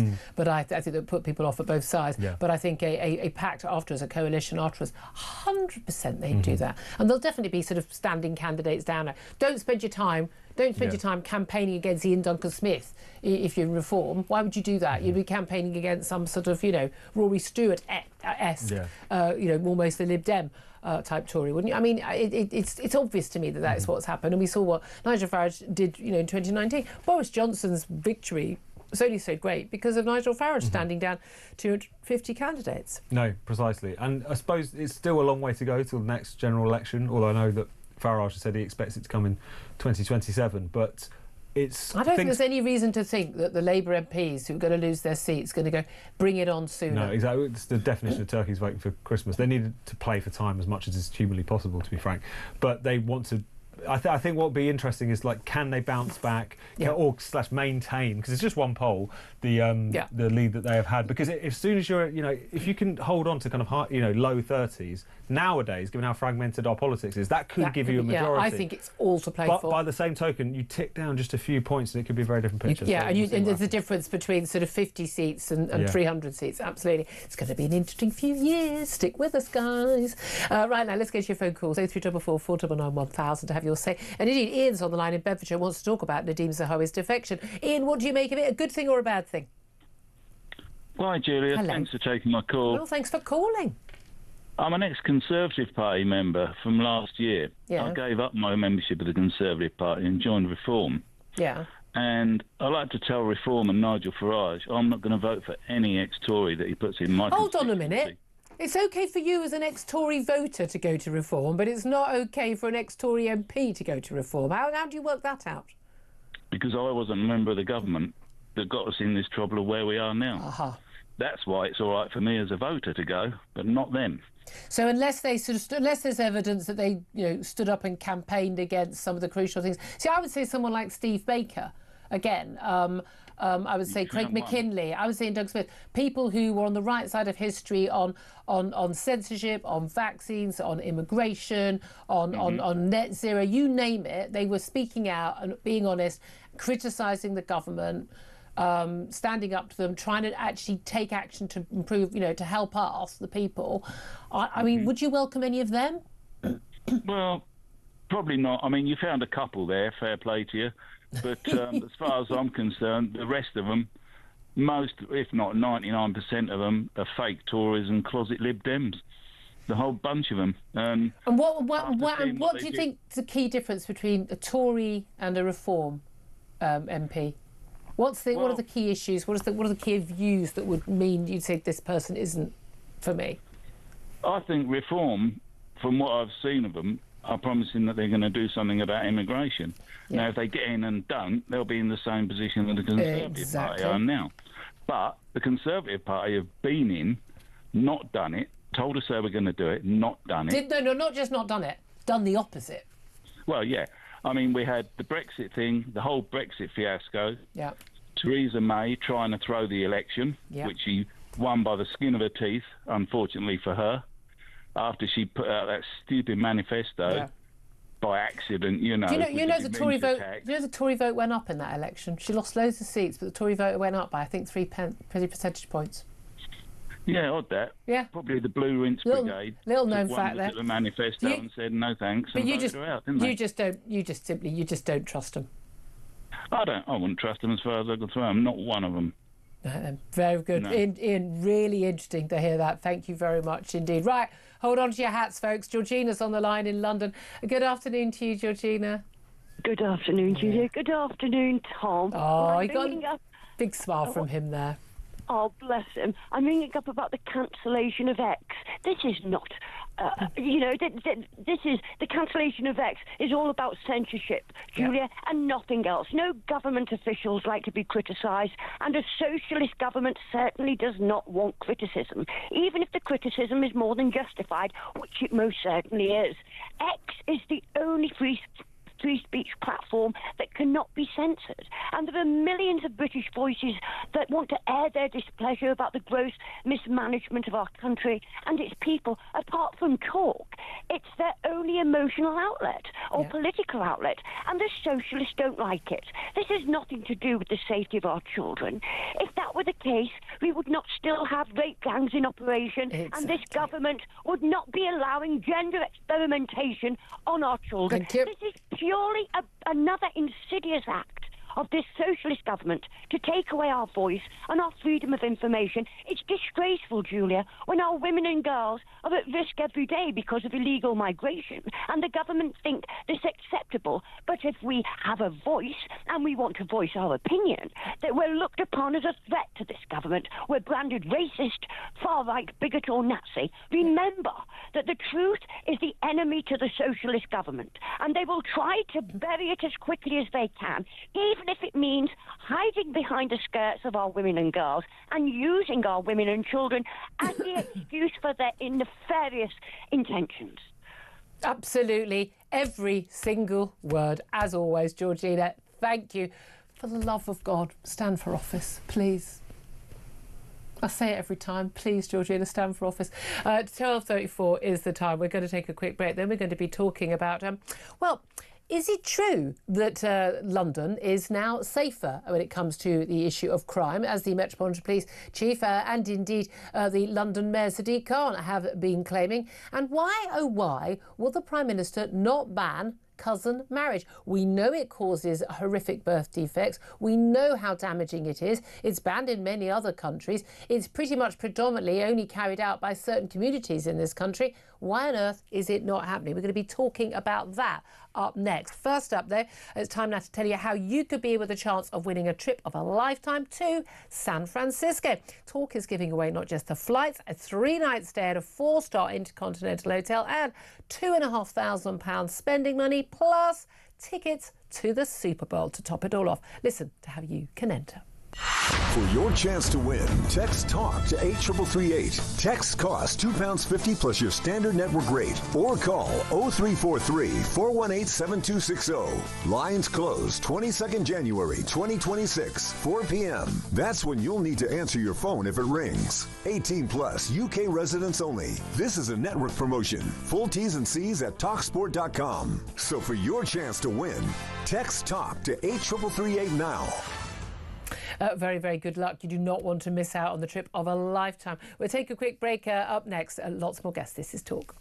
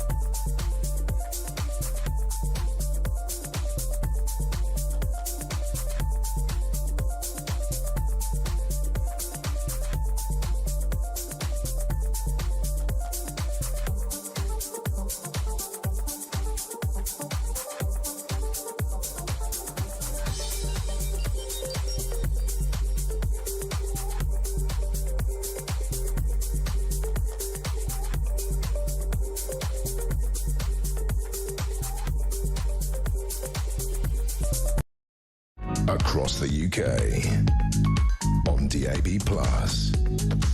on YouTube, on your mobile, and on your side. This is Talk. Good afternoon, welcome back to the show. It's coming up to 12:38. Let's talk about Khan's London, Sadiq Khan's London. Apparently it's safer than ever.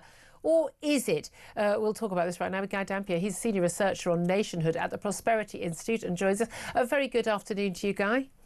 Very good afternoon to you too. It's interesting though, we had this sort of a bit whingy-moany from the Metropolitan Police Chief, Mark Rowley, yesterday, saying, well, all these people on the internet are saying that London's such an unsafe city and, you know, stab city and all of that, but actually we're much safer than many other worldwide cities. I mean, comparing us to Chicago is a bit of a worry, but there we are. I suppose it's better than comparing us to Caracas or Moscow. But basically saying, look, we're actually, you know, we've actually seen a lot of crimes like homicide going down and it's a much safer city. And we've had, you know, Sadiq Khan, the London Mayor, doubling down on that. But latest set of stats suggest, yeah, it depends which figures you pick, doesn't it?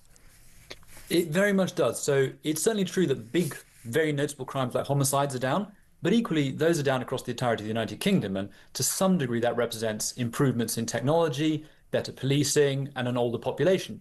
Yeah. What we are seeing, though, is an increase in lots of crimes that affect a lot of people. So, you know, homicides are a fairly rare crime, but we're seeing a massive increase in shoplifting, in theft, in people having their bikes taken, in sexual assaults as well, dangerous driving. And these are all things that are less dangerous, perhaps, but which you're much more likely to come across. And I think for a lot of people, that's why they feel concerned, because they're on the streets and they don't feel safe on the streets, not because they're being chased by an axe murderer, but because they're worried that someone's going to steal their watch. But we never were. were. London has statistically been one of the safest cities for many years on that front. But again, most of us don't fear that we are going to, as you say, be, you know, shot dead or strangled in the street by a stranger. I mean, that's not what we fear. But we do fear having, you know, our bag stolen, our phone stolen, our bike stolen, you know, the car stolen, a break-in, and we know shops and businesses really struggling with the shoplifting issue. And we have seen this massive increase in the concerns about, you know, sexual assault, particularly, and women being harassed in the street as well. And this is the thing, we're constantly told, oh, no, the figures say it's all safer, and then you look at the figures, and there's some. I don't know if we've got them. We can put them up for those who are watching rather than are just listening. Some of those graphs I think have already been on air, but just showing you really clearly, you know, these are all going not just slightly in the wrong direction. They are going massively in the wrong direction in terms of some of these crimes, and these are the crimes that most people feel, see and are aware of, and their friends or their family members will talk about, and then we're told no, you know, I think we're being gaslighted. We're told no, London's completely safe. It's a figment of your imagination. Well, absolutely. I think that's most people don't believe it because they can just look around them and see things. You know, I was born in London. I grew up there. When I grew up, you didn't used to have security guards outside McDonald's and various other places. No. You would never see the security packaging that you now get on every form of steak, but also sometimes, you know, quite cheap products, and you sort of get a bit worried if they're stealing £4 things. Yeah. That didn't exist before a few years ago. So we can see these visible signs, and no one, I think, you know, we have a very good supermarket system. They wouldn't be spending money on this stuff if there wasn't a real issue. And the number of security guards. I mean, I'm a very lovely security guard at my local supermarket who helped get the footage of when I had my bag stolen outside. No CCTV, but there were cameras in the supermarket able to catch my bag being stolen, which has led, you know, to someone being charged. Although police have lost him now, can't find him now, and it was over 18 months ago now. But you know, do I have any hope this is ever going to result in a conviction? Not very hopeful right now. But OK, we know that police are catching murderers largely. They're going after some of the serious crimes. But there is just this general view that, OK, the streets are getting more dangerous. But part of that reason is because people think, well, but I can get away with all these things because the police don't act. And that's the reality. We know that police for years have not gone after shoplifters. They don't come to even to deal with burglaries, and they don't do anything about anything. I mean, I was assaulted on, threatened with assault, on the tube. I was literally someone threatened to slash my throat on the tube because it was a teenage girl. I mean, not no conversation beforehand. The police were saying, oh well, they haven't got a record, so we shouldn't prosecute them. And I went, well, I'm guessing I'm not the first person she's done that to. Maybe she should have a record. I mean, I think a lot of this is happening because of a failure of the police to deal with it. Absolutely, and if you act earlier, then you've got more chance of stopping stuff down the line. I mean, Axel Rudy Cabana from Southport, we all know he had repeated offences which had occurred in schools. There was a deliberate attempt not to go after him, partly because of his youth, partly because of his race, and as a result, they failed to tackle him early. Unfortunately, this is the way the British justice system works. We've not built enough prison places. So you can't send people to prison, which means that you have to let them off with lower sentences, or you give them sentences where they don't actually have to go in, it's just suspended. And then that means they're on the streets and they can commit more crimes, or they realise that they can just commit crimes with very little risk themselves. They commit more crimes, more crime occurs. People who otherwise might not have committed crimes think, well, I can have a go as well. And so you end up needing even more prison places, which still aren't being built. So unfortunately, it's a bit of a cycle. Yeah, but then we're told there was this amazing crackdown on phone crime in the West End. Haven't we done well? We found all these linchpins. Well, yeah, but they've been operating for the last 5 years and you've done sod all. It's ridiculous. Let's talk about something else that's a very serious issue as well.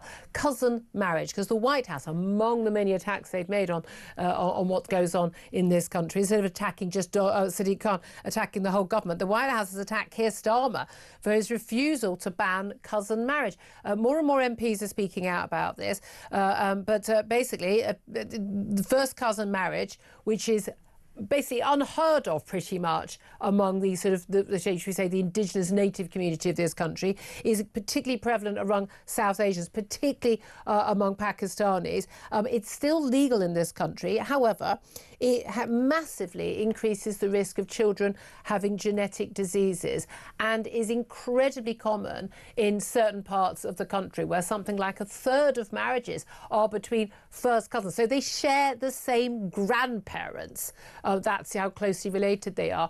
This creates problems with recessive genes, and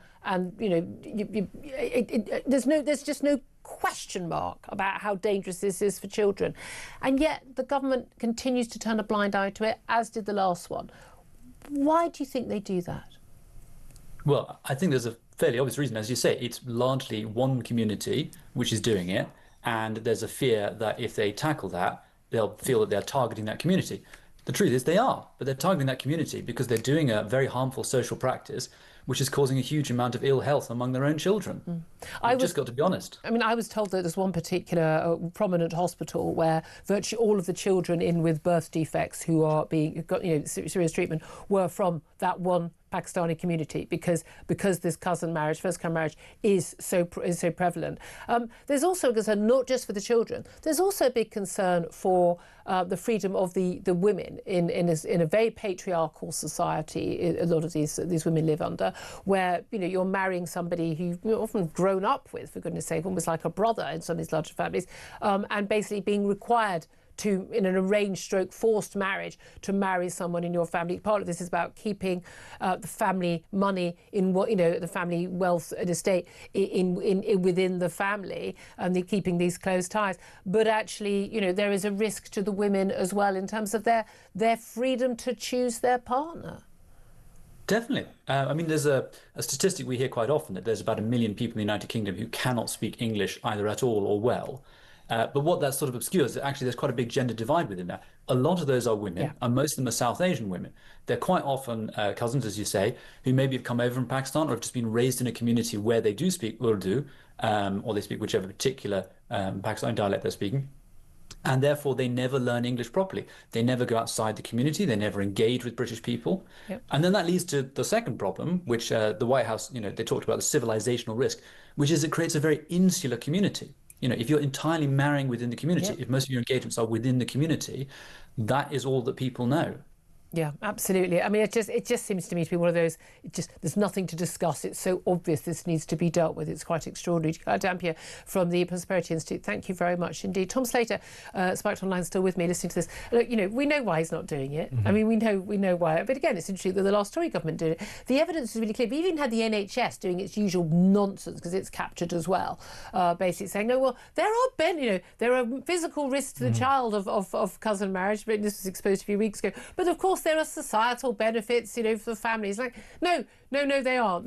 No, cousin marriage is a very, very, very big, it's a dangerous issue for the children. It's dangerous for the women, but it also actually has a lot of other implications societally, and it's a problem, and it needs to be stopped. And this blind spot is created purely by the ideology of multiculturalism, by the idea that it doesn't matter how regressive a certain practice is, or how damaging for the people involved, or how damaging for the broader society, if it's designated as something related to an ethnic minority, then therefore it has to be tiptoed. It must be bad. We need a new rule. It's just that if we, as a society, as a democracy, decide that certain things that are going on in society are bad, deleterious, and all the rest of it, then it should be gotten rid of, or things should be changed. These things should not come into the amount of times the government will interfere in whether or not I can see chocolate at the end of an aisle in a supermarket, and how many calories there should be in, in a soup or something, or a cereal. They won't, you know, they want to have rules and what adverts kids can see because of the health of the child and how vital that is, right? But they're not bothered about children being born with severe abnormalities because their parents share the same grandparents. This is a really simple thing to stop. Yeah. No. You know, we don't allow people to get married to their father or their mother or their brother or sister because that's incest, and it is illegal, and it's illegal for a reason, because of the power dynamics and because of the physical health of children. And yet you're saying, no, it's absolutely fine that people who both call the same person grandma are able to get married to each other and have children. No, whenever you see a Labour Party politician talk about the importance of people being free to determine their own lives, it's usually nonsense. They don't give a damn about that in any other sphere of policy, but where there are cultural sensitivities, suddenly that changes. And as you were talking about there with your last guest, there's also a specific problem here, aside from all the other issues that you rightly raise, which is the extent to which cousin marriage mitigates against integration where certain communities are concerned. So this is a no-brainer in many respects. I think many people would come to that conclusion, but we are led by a kind of quite brainless government who are terrified of causing offence and also terrified of losing some seats in the next election. Yeah, absolutely. But again, why would people, and it's largely the Pakistani community, why would people in the Pakistani community want to be having the people in the community to be having children with severe birth defects? Why would anyone do that? I mean, I can't answer that question. 12:49 is the time. We're going to take a quick break. Up next, I'm going to talk to top media lawyer Mark Stevens about the BBC taking on Donald Trump, trying to get that $10 billion lawsuit thrown out. But will they succeed? We'll find out what he thinks up next. This is Talk.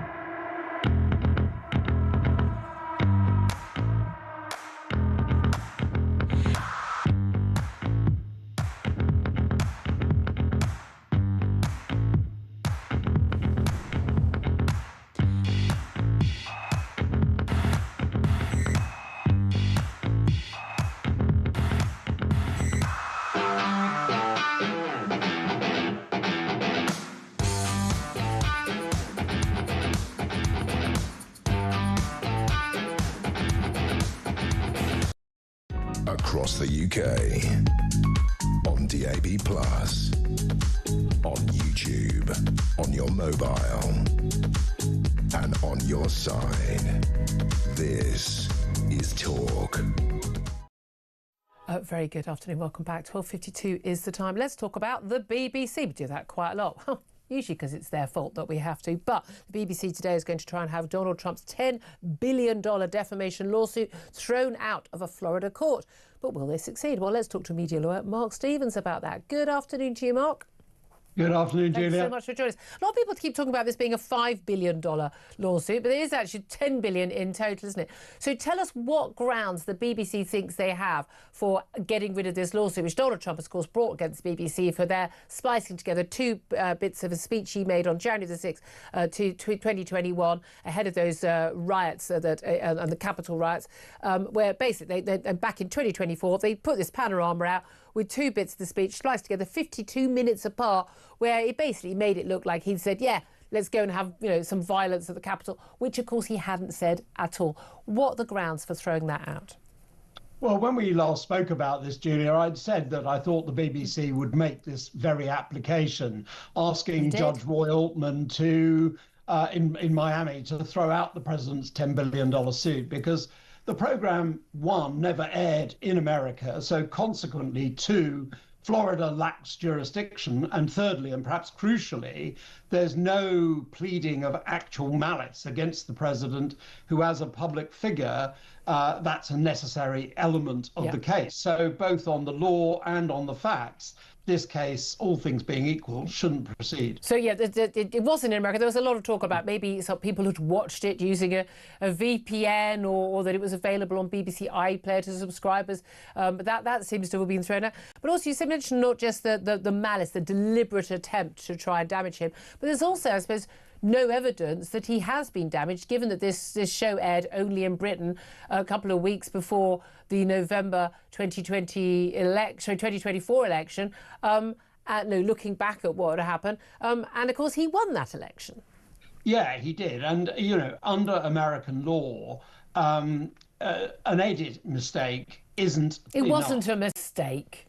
All right, well, whatever it was, under American law, particularly the Bill of Rights, but also their libel laws, they have to show not only was it defamatory, but also there was actual malice against deliberate attempt to hurt him.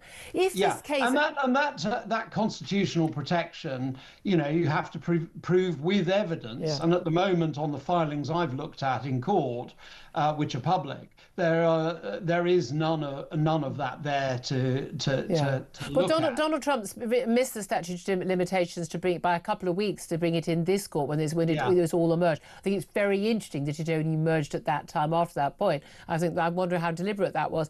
But if he had been, I think if you know that there's been damage, you know immediately. So if you've been libelled, it's not something that you wait a year to learn about. Well, he could have lost the election. This could have been the key thing in a few key states, I think, was the argument, but that wasn't the case. But here's the thing. If he hadn't missed the statute of limitations in British courts, would he have a stronger case in the British courts, because we don't have protection of freedom of speech, and we do have a sort of lower requirement for someone for libel? Yeah, I mean, the Americans have much stronger protections for free speech than we do. But I think this case, even in this country, would have real difficulty, because the question here would be, has this program alone caused serious harm to the president? And I think the answer to that is pretty obviously no. There was a lot of reporting about this speech. 8 judges in America, including some Trump-supporting judges, have said that there was credible evidence that the speech warranted or counted as incitement. The Hill, both houses decided to try and impeach him. So all of those things and the reporting around those are more likely to have damaged his reputation than a panorama that wasn't shown in America and unseen by Americans. Okay. I mean, I think you said at the time you thought, that this could likely be thrown out. The BBC said quite early on, they apologised to Donald Trump because what they did was wrong, but we've had 2 major resignations, including the Director General, the head of news. Yeah. But they also said, they were going to fight this case. Do you think that actually they're more likely to, if it doesn't get thrown out today, to settle? And just finally, what sort of legal costs are we looking at, even if the case was thrown out today? Well, let's deal with the legal costs. The legal costs, each party pays their own in America. It's not like here where the winner gets the loser to pay. Yeah. So that's the first thing. So that each party's paying its own legal costs. But I think that the problem here is that 10 billion is a sizable, well, it's like 90% of the annual budget of the BBC. Yeah. They can't afford to settle it at anything like that amount of money. I mean, if there was a nuisance claim for £50,000, yeah, of course you would settle it. Yeah. But I don't think this is a commercial settlement situation. Although Trump has settled for far less from other American... He has, but he's never gone this low, and I think his lawyers are on a no-win, no-fee, so they're in for a slice of the action. Yeah. So they're going to keep the numbers as high as they possibly can to line their own pockets. Right, fascinating. Mark Stevens, thank you very much indeed. Media lawyer there, Mark Stevens. He was right. He predicted on the very first day this came out, this was going to be what's happened. Tom, so did you think Donald Trump's got a case? Well, I mean, time will tell, but at the same time, I think it was mainly about proving the point and putting the wind up the BBC and all the rest of it. Rather, I was in favour of that. Surely that would come. But as someone who was sat in Britain, the idea of licence fee payers having to foot the bill for the